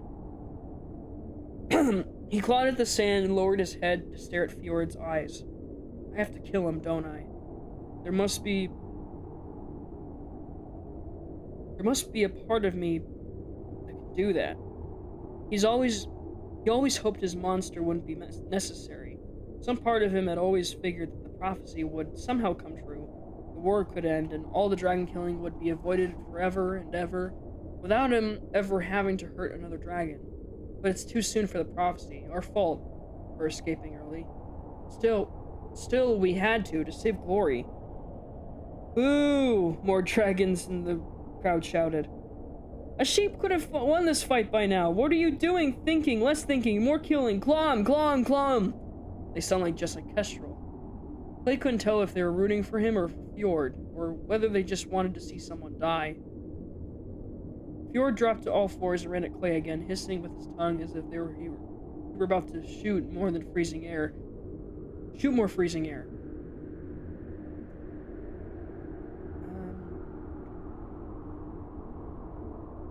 Kestrel's shouted battle commands flashed through Clay's head. He dropped and rolled under Fjord as the Icewing flew at him. With a quick slash, Clay raked more Fjord's underbelly, leaving a trail of blood below the softer scales. He flipped back upright and spun to face the other dragon again. Fjord shrieked, doubling over. Yay! Shouted the crowd. What is wrong with you? Fjord yelled at Clay. That is not how Mudwings fight. I was trained in your techniques. Well, I wasn't, Clay said. Sorry. He wondered whether he fought like a Skywing instead. The way Kestrel had always wanted. He had a feeling she would say no. He didn't fight like a Skywing. He fought like a lame wild beast. But at least it seemed to catch his opponent off guard. Clay dug his claws into the sand, watching Fjord clutch to his bleeding belly. If he attacked now, he could surprise the other dragon and maybe even win. But he felt bad enough, seeing the damage he inflicted. He couldn't imagine doing worse. Like what? Could he break Fjord's neck? He shuddered, remembering again the crack of Dune's neck snapping. That wasn't him, no matter what Kestrel Peril said. All right, dragons. Queen Scarlet's voice cut through the rumble of the crowd, and everyone went still. Fjord and Clay, we don't have all day. Some of us have kingdoms to run. One of you kill the other one right now. I'm going to coming down there to end you both myself. Fjord snarled and dashed at Clay again. There was no time to think. Clay reared up and grabbed the extra horns around Fjord's head, shoving the Icewing's snout aside before the freezing breath hit him. The cold air blasted toward the lowest row of seats, and several dragons clambered over each other to get away, yelping with alarm. Fjord's talons locked around Clay's chest and they grappled across the sand. Clay's wings were pummeled by Fjord's, which were silvery and strangely tough. His talons were full, trying to keep Fjord's head pointing away from him. He couldn't fight back as Fjord clawed his shoulders. Bright pain zigzagged through Clay's scales. "Time to die!" Fjord growled. He whipped his tail around to trip Clay's back legs, and the two dragons went down in a heap with Fjord on top. The ice wing wrapped his claws around Clay's neck and pressed hard. Failing again, Clay thought hopelessly as the strength in his arms began to fade. For the last time, in a moment he half let go, the ice wing's head would be free, and Fjord would blast Clay with a final killing breath. Then it would all be over. Clay closed his eyes. Now we're in chapter 19.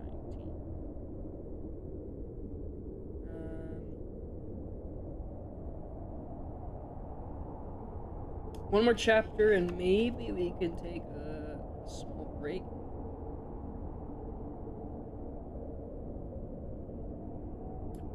Chapter 19. Oops.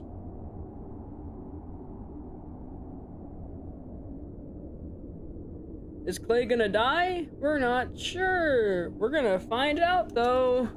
He's the main character. He can't die. Clay closed his eyes. He couldn't bear to see the circle of prisoners up in the sky, knowing that Tsunami and Starflight were up there watching him die. He heard a faraway yell, and Fjord's head jerked up. Clay opened his eyes again and saw that the ice wing was looking up at the prisoners.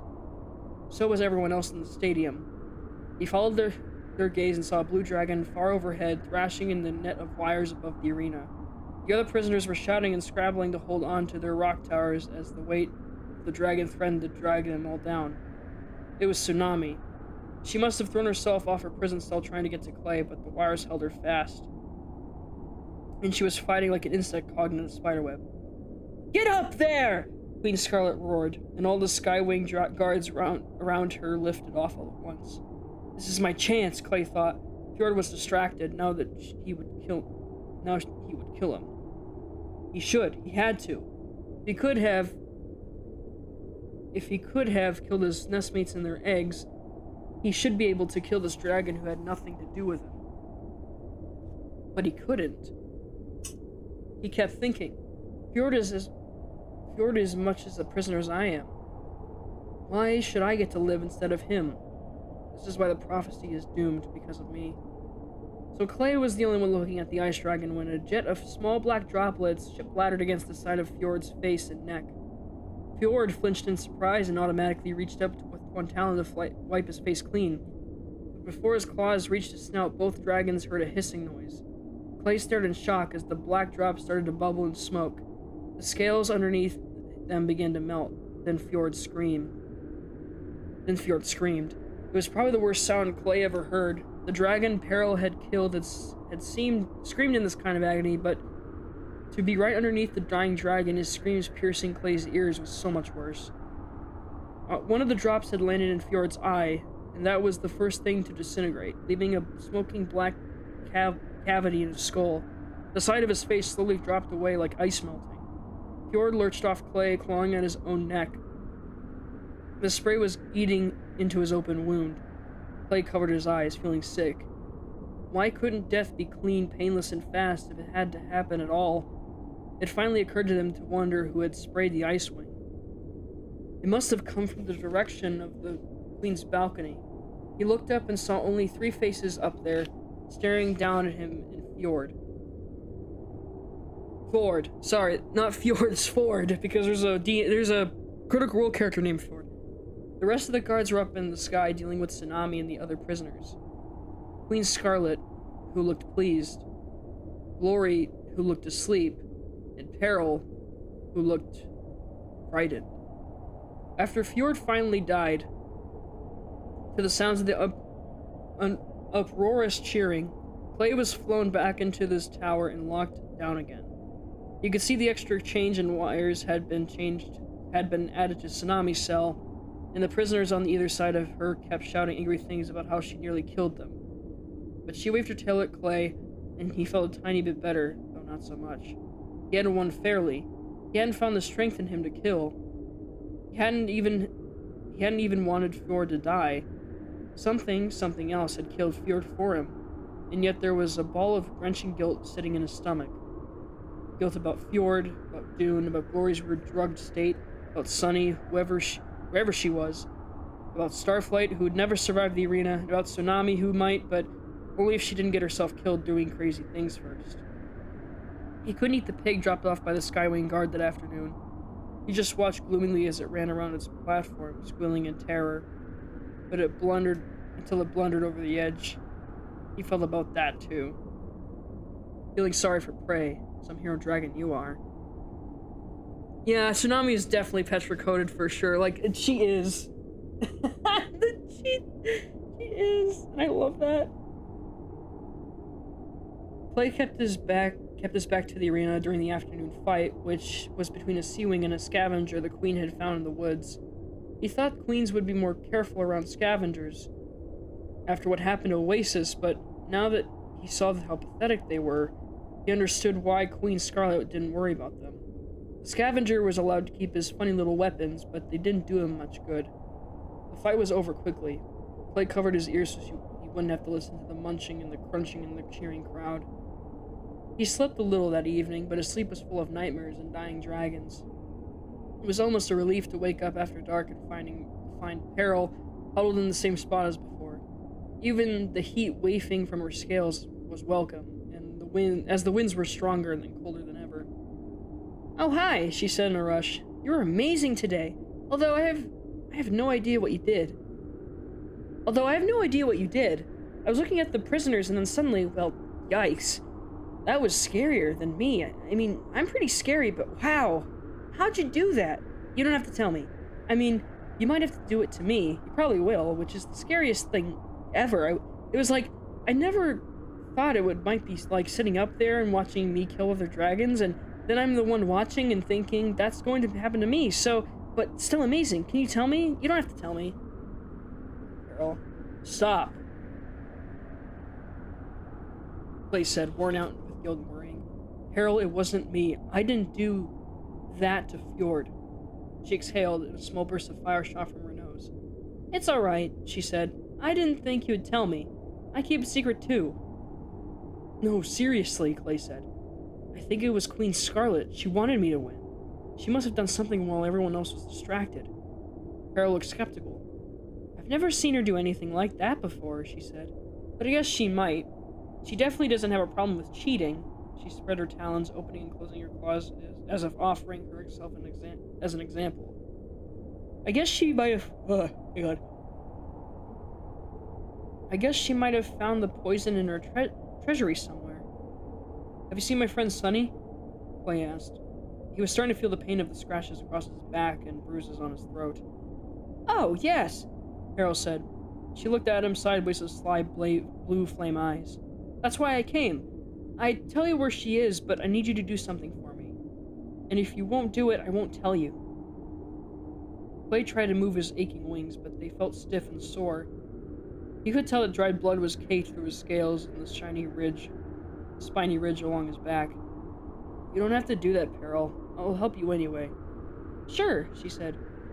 "Well, we'll see. It's not an easy thing, and you might get in trouble. I'd definitely get in trouble. Her Majesty found out." She scratched the rock underneath her. "I don't mind," Clay said. "I'm in enough trouble anyway. Is Sunny alright?" Carol scowled as she answered. "Yeah, she's fine. Not a scratch on her. Eating like a queen, making friends with all the guards. It's a little nauseating if you want to know the truth." "That's Sunny," Clay said, exhaling with relief. "What do you want me to do?"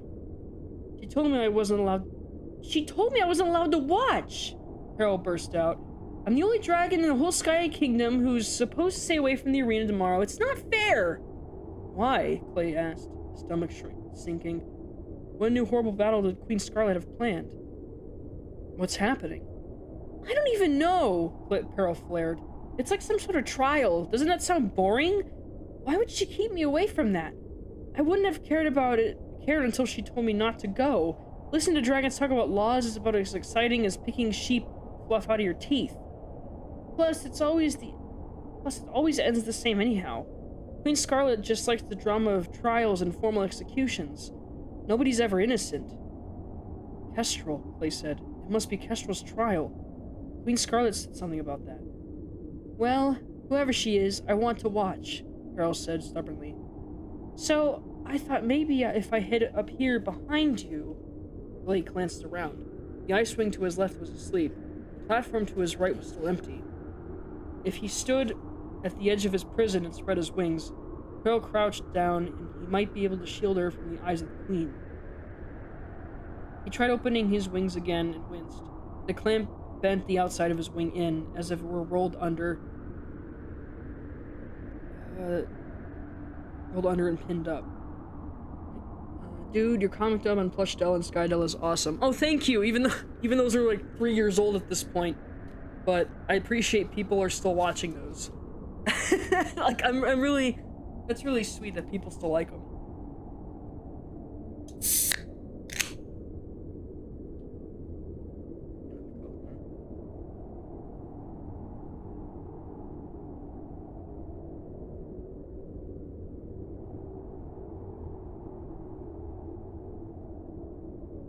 Unfortunately, I think those,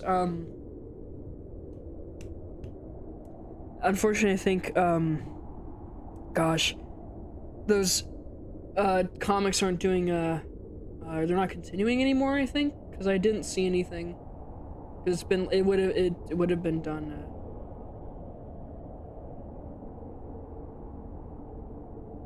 Oh, someone's, yeah, I'm doing some reading, that's what I'm doing.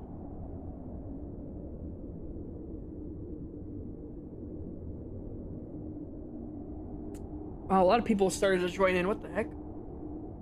I have a question for Sky Della. Yeah, sure, go ahead. I haven't been asked about my Mandela catalog stuff in a while.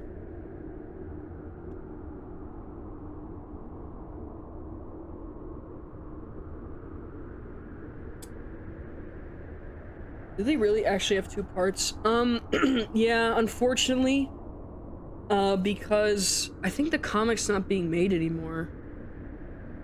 If there was more, I would have dubbed it, but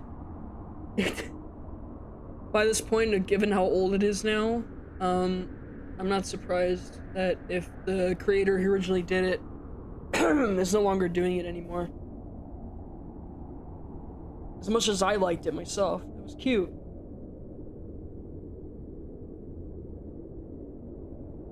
Comic dubs and voiceovers, everything. Oh, thank you very much. Excuse me.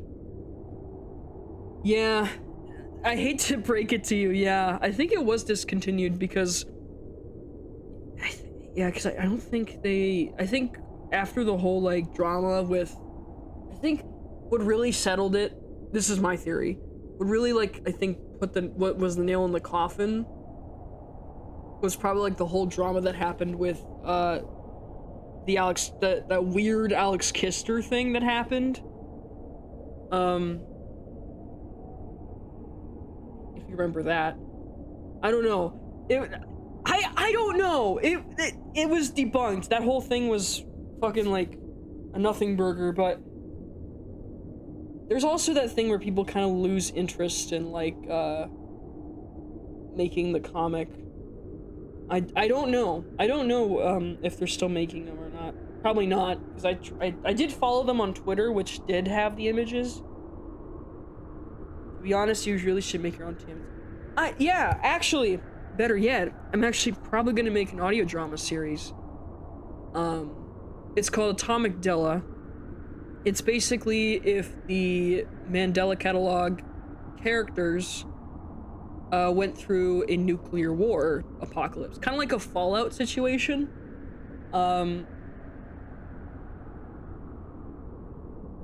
Like alternates are these like they never die, like in universe or something like that, and like they it's a story I had for like 3 years by this point, but I've been so distracted by trying to get my Minecraft story mode fanfics together. But Atomic Della is one of the ones that I actually I worked on. Are you? What do you mean, are you?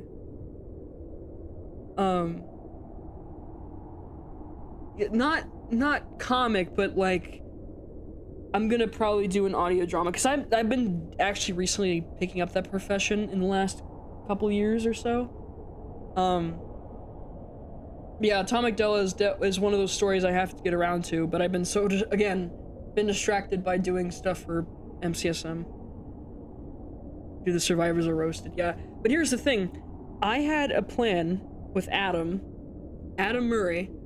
I know this is kind of like spoilery kind of, but you know how, okay, you have Gabriel, you have Six, you have Stanley, N, Caesar, and Adam, I think. All 6 of those, they were human, including Gabriel. So Gabriel was like a preacher, he was like a survivor dude. Again, this is an AU, so it doesn't really so like, I know this is not what Mandela Catalog's about, but I thought of this. So all these 6 people, including Adam, I know Adam's great. Hear me out. So, Caesar, okay, so I gotta talk about this in a separate video because this is a Wings of Fire stream, but I really want to, this is one of my favorite plot points I put in here. So, Mark and Caesar, they're young-ass kids. They go through the war. They're around when the war happened. They're survivors underground. Eventually, there's this plot point where... Well, I'll get to Mark! Hang on a second! Hang on! Just wait! Let me get to it! Just wait. So Mark and Caesar, they're childhood friends. They live through the war. They're living as happy. And then one day, Caesar goes, like, fucking missing for, like, a year or, like, a little bit. So Mark, at this point, they're, like, 17, 18 years old-ish. So... Mark comes, like, so Mark is like kind of like the main antagonist of the first act, the first part, okay? Like the first kind of part, right? Caesar goes missing, Mark doesn't know where the fuck he went, and then there's this whole thing about oh no, there's a pastor that's missing, and then someone has to take over for the pastor that's missing. There's these twin brothers that went missing, and all these like foreshadowing stuff. So, you know how the United States Department of Temporal Phenomenon, right? That's a thing since that's not really been used a whole lot, I decided to make a plot point where again, with the Fallout stuff, kind of esque thing, they take 6 people, 6 humans, the alternates are out there, they're like these beings, right? Yeah, it does remind me of, it does kind of, a plush doll thing. But they take 6 humans, the what's remaining of that department, they take the DNA out of, like, captured, like, subjects of the alternates and inject them into the 6, experimental things. So the pastor is Gabriel, that's one. N is the second. I call him Ethan. I call him a name. I actually gave him a name. And after that, it was Caesar. Caesar is the third one. Adam is like a toddler. He's been kidnapped as a toddler.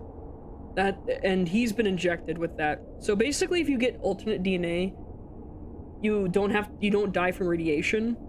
So that's kind of the whole thing. So Adam is like the 4th. Stanley's the 5th. He's a human. He's like, basically he's the twin brother. I made him the twin brother of 6, who I called Hugo in this. His name is Hugo. I know it's a cool name. And Hugo is the 6th because he's 6. I was like, hey, so they all get... Mark got kidnapped by the intruder. No, he did not. No. Mark didn't go missing. Caesar did.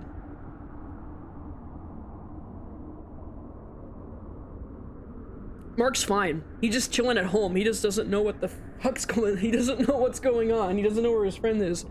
And then suddenly, I think half of the experiments die. Ethan, Stanley, they die while Caesar tries to escape. He wants to save Adam, get the toddler out of there. He's got to save the kid. So Caesar kind of becomes this savior for Adam. Hugo makes it out, his brother doesn't. Gabriel is whatever the fuck he is. Like, he just goes. And Caesar makes it back. Mark sees him after a year. Adam is also transferred to because Caesar needs help for this kid because he doesn't have any parents. He doesn't know. But Jude and Lynn died because they were like, oh no, our kid. So then Adam is adopted by the Marshall family, which is how he meets Jonah and Mervyn. Also, I made Jonah have a mom too, but she passed away after an alternate attack or something. So Adam's fine. He's chilling. But he's injected with alternate DNA, so like he might react to different wounds. Thatcher takes him, by the way. That's a little thing in there. So Caesar goes, he talks about Caesar. He tries to get home. Him and Mark reunite. Mark's like, where the fuck have you been for like a year? Or like, where the hell have you been? And then Caesar just can't unfathom. But here's the other thing about the DNA with the alternate stuff. You become like a super weapon and kind of live longer, because alternates, they live longer. So basically the experiment was like, oh, if we need to survive in a land of radiation, we have to, like, you know, make people into superhumans, and that's why they chose the 6 to different, like, kind of different stages, I guess, of life. See how it would affect people. So that was kind of the point. So Caesar's like, I don't want to be like this. His fucking mental health is like shattered. Not probably. It is shattered at this point, and it leads him one day to, you know, just unalive himself. And Mark's just left with the fucking guilt and shit like that. This is the bombs dropped in 80. In the timeline, yeah, question. Go ahead, question. Really quick, just putting the timeline out there. 1981. I think I said the bombs dropped in 81, and then where it's taking place right now is the early to mid 90s, and then we jump to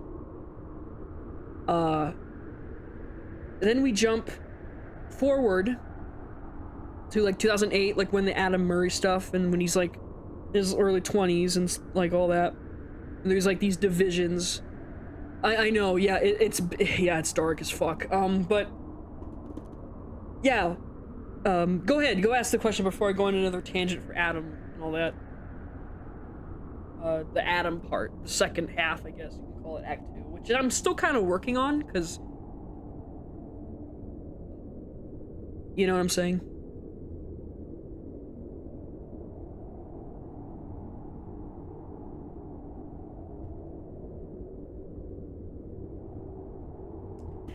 It's cool though. I haven't talked about Atomic Della in so long, and I really love how I did what I did with it. For how long have you been doing this? I had this idea since like spring of 2023. The concept, I didn't know how to present it. I'm not good with that stuff, especially when you have like a lot of ideas in mind, but this is over the course of a few months or so.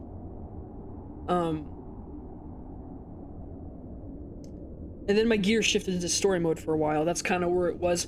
That's probably why that's definitely the reason for sure, but I really want to get back in Atomic Della for sure, because it's been a hot minute.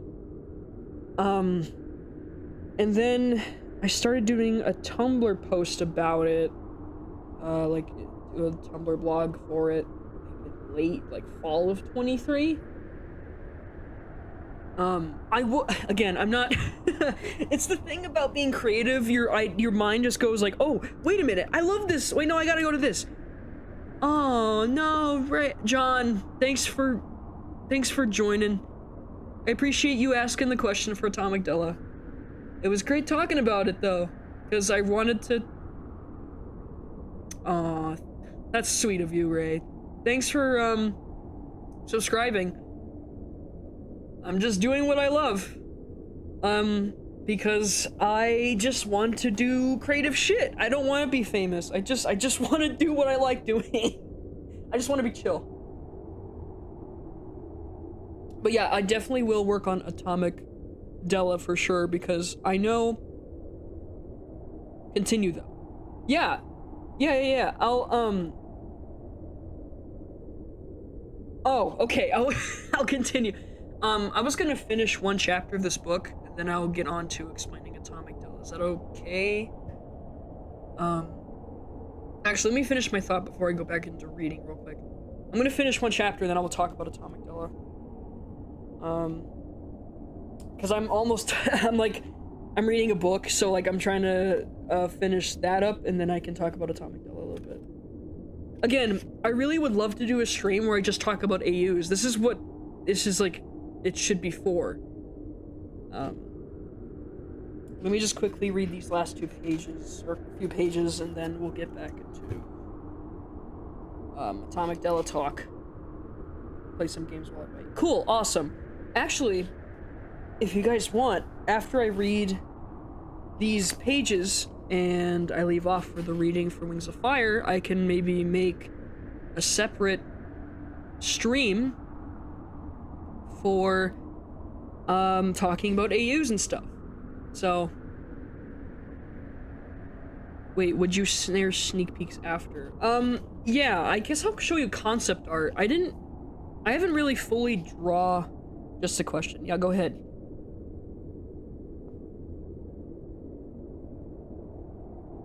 I mean, all honesty, I can just switch out the stream, you know, finish this up, and then do a different stream altogether for, like, AUs alone. You up tonight? Yeah, I'm up to it. I mean, I'm awake. I would love to gush about my shit. Whatever my brain is currently dumping all over the place. I mean, my brain juices, my creative brain juices, what they're...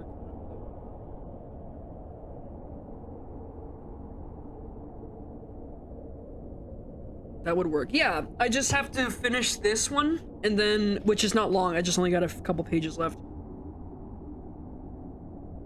But here's the question. Yeah, go ahead. Shoot the question. Shoot it.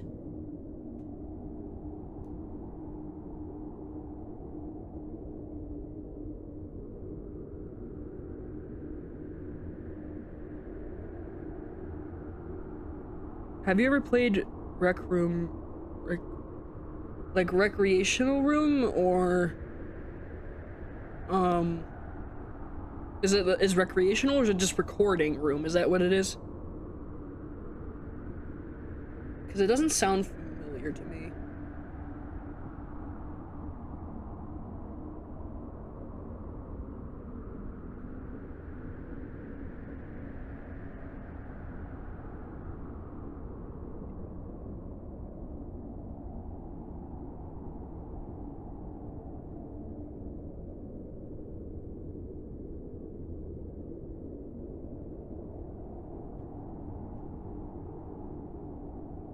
Do you not know that? Does it stand for anything? I mean, I'm not much of a gamer per se, even though I do like certain games, but I'm not like a hardcore person.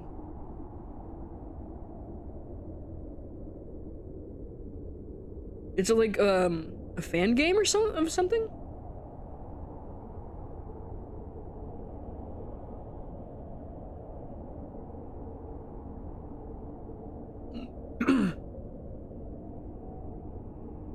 Sorry if I sound like a dumbass right now.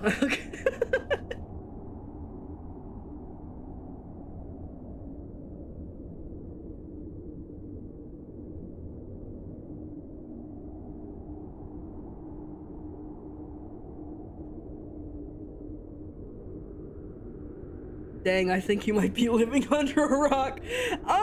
Yeah, sort of. unless you explain more of it. Again, I'm a person who didn't really grow up with a lot of like video games.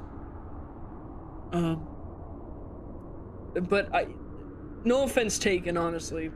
That basically sums me though. Um, oh my god, a person that's actually living under a rock or sheltered? Yeah, I'm not surprised. I already know that. I already.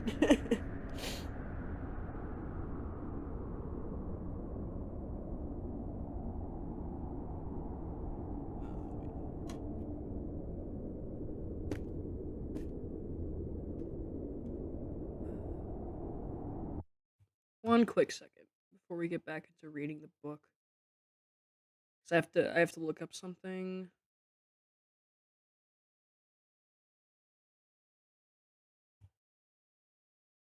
Yeah, that's what I'm doing. I'm searching it up.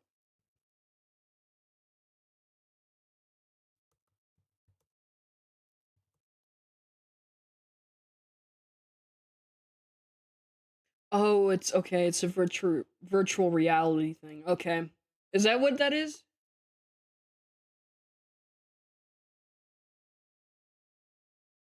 So it's kind of like what it's kind of like it giving me vibes of Roblox. That's what, in VR chat. That's like what it reminds me of. I don't know, I forgot. VR game around 20. Oh, I see. Oh, it's been around for that long. Yeah, it looks like that.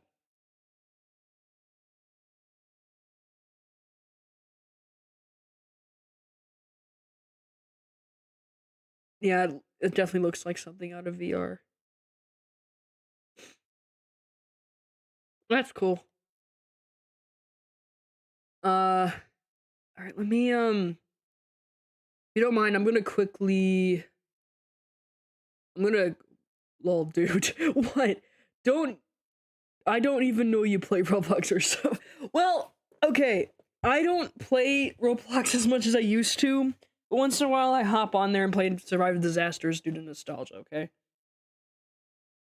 But the whole thing with Roblox nowadays is just man, the way that they handled shit was just god. It puts it in a bad light. It's unfortunate. I just like playing little silly little games, man.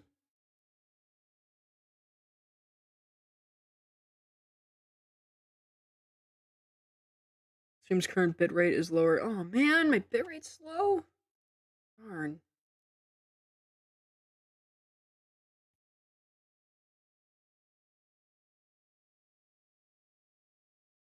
The drama's worse right now. I can imagine, yeah. For sure.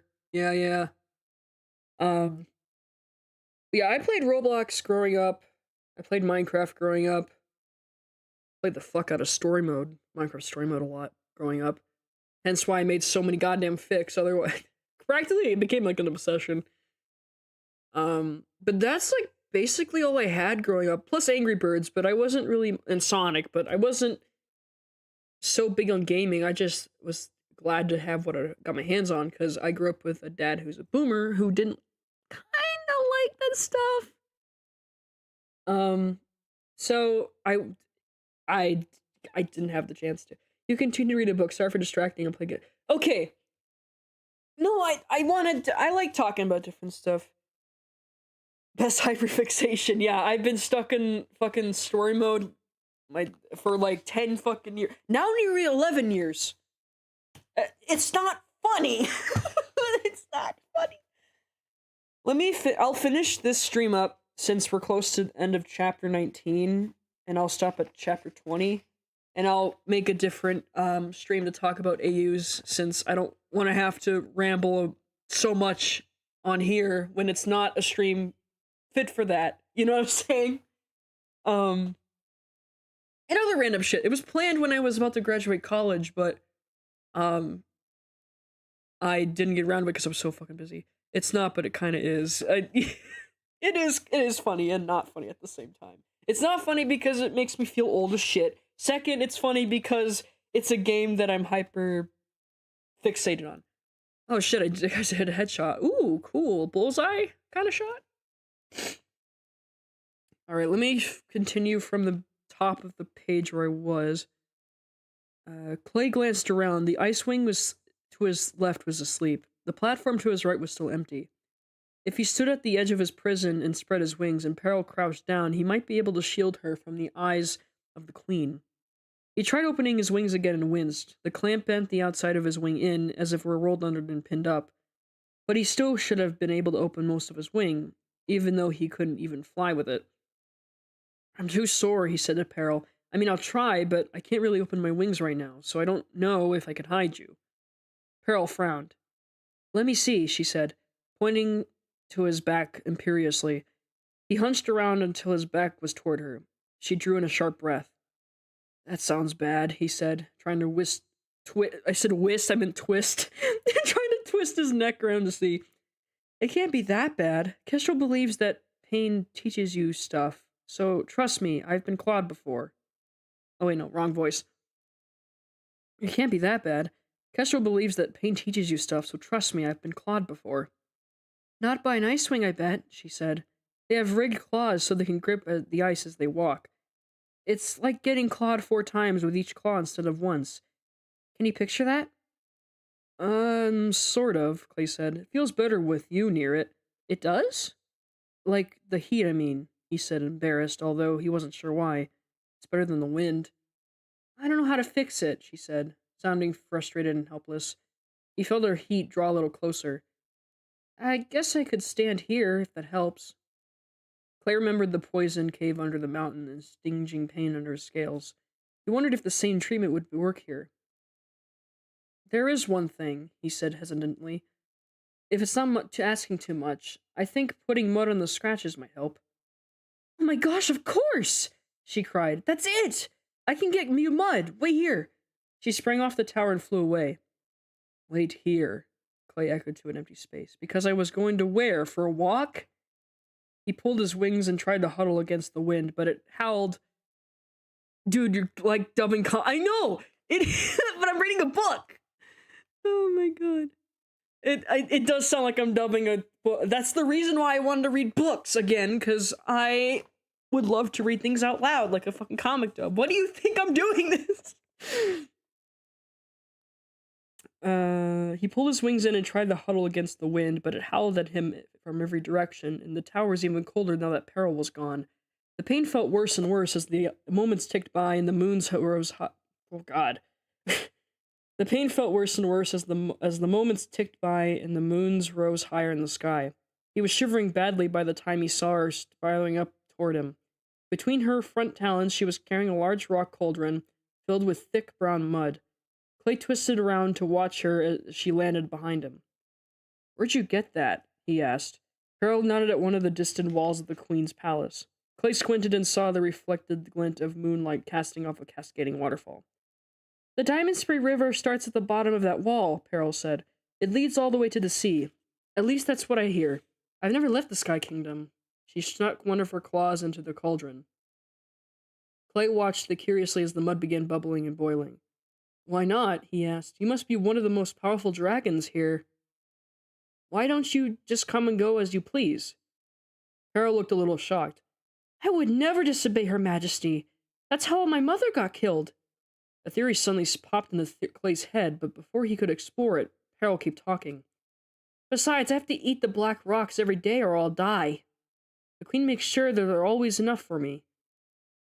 Black rocks? Clay asked, puzzled. It's part of the curse of having too much fire, Peril said with a shrug. I'm lucky that the Queen takes so much care to keep me alive. Have you ever tried not eating them? Clay asked. Once I was a lot younger, Peril said, shifting her talons awkwardly. I got mad at Her Majesty because she wouldn't tell me anything about my mother. I wanted to run away, so I stopped eating the rocks to see what would happen, and I got really sick. Like, almost dying sick. Oh, Clay said. Her story had a feel of wrongness to it, like scales that it didn't overlap properly. It seemed pretty convenient that the Queen just happened to have a way to control the most dangerous dragon in her kingdom. But he was hardly an expert on skywings with weird deadly conditions. Is that also why you don't challenge her for the throne? Clay asked. Because I'm betting you could beat her in a fight. Peril gave an outraged squawk and nearly hit him with her tail. I don't want to be queen! What an awful thought! Stop saying treasonous things and turn around. Clay presented his back to her, opening his wings as wide as he could. Some part of him expected her to plaster the hot mud with her talons, but he realized she couldn't do that without burning him just before Peril flung the entire contents of the cauldron over his scales. Yeah! Clay clamped his teeth down hard, forcing himself not to yell. The mud was as hot as Kestrel's fire breath, and at first he felt like all his scales were being burnt off. Then the shock passed, and a moment later the heat became bearable. Clay felt the mud soaking into his injuries, instantly soothing the pain. If only he had done. If only he had something like this after his training sessions with Kestrel. Much better, Peril said with satisfaction. Clay rolled his shoulders. His muscles already felt looser and stronger. Wow, does that all work from all Mudwings? Of course, she said. How could you not know that? What about other dragons? Clay asked, turning around to face her. He wondered if this was a trick he could use to heal his friends if they were ever together and free again. I don't think so, she said. I'm not sure anyone's tried. Because that would be very weird. Like, what kind of Skywing would let you put mud on her scales? Yuck. It's the greatest feeling in the world, Clay said. Well, maybe after flying and eating. Gosh, I'm hungry. I'll just fetch you and carry you. I'll just fetch and yeah. I'll just fetch and carry you all night, shall I? Peril said. Oh no, you don't have to. But she was already gone. Clay sat down and tucked his tail around his talons, thinking. He had a pretty good idea why Peril wasn't supposed to watch the trial tomorrow. Queen Scarlet had said something about Kestrel disobeying her. Plus, there were those burn scars on Kestrel's talons, and it wasn't too hard to imagine Kestrel trying to kill her own dragonette, especially once she figured out there was something wrong with her. Peril thought her mother was dead. How could she react when she found out it was Kestrel, and she was still alive? I kind of hope Skydella makes more. Yeah, I don't know. I don't know if they do it anymore. I'm pretty sure, because I haven't really seen a whole lot of that. Ah, right. Stretch break.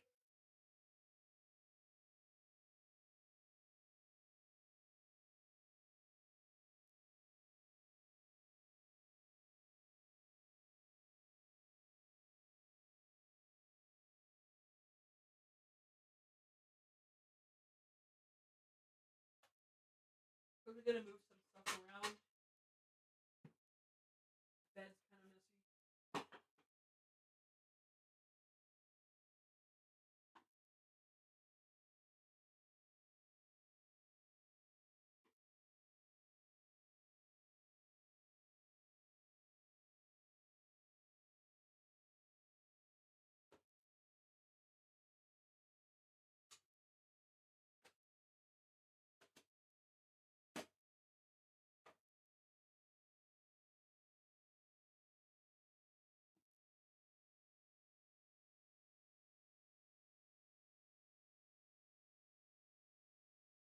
Okay, so here's the plan.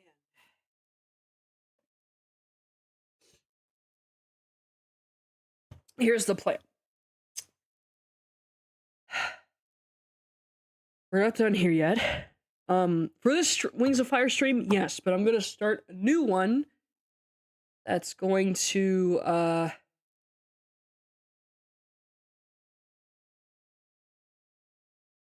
talk about Atomic Della, um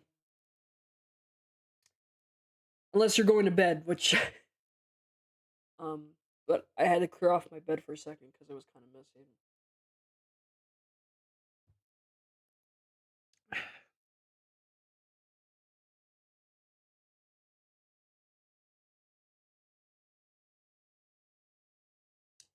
Okay. So, would you all be interested in doing a short stream talking about AUs and stuff?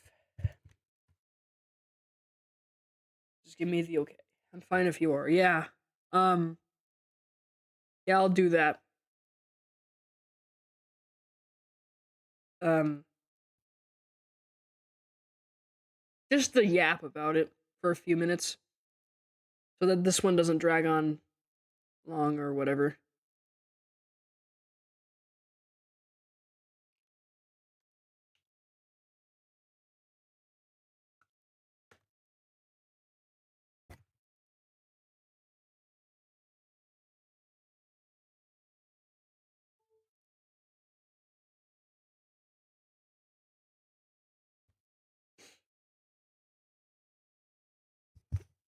All right, so let me okay.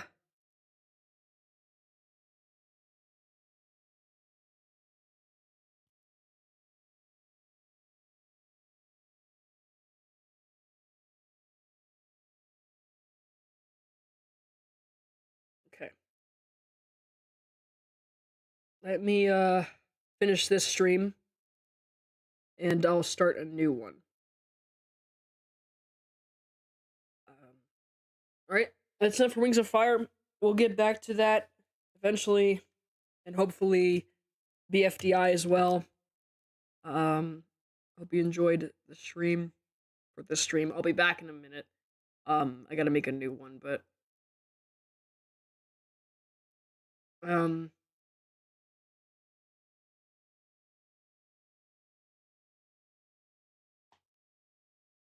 but I'll see you in the next one. Thank you. Man, the guy's gone. I hope he's okay. Oh man, now I have to do with. I really hope he sees this. That I'm gonna um.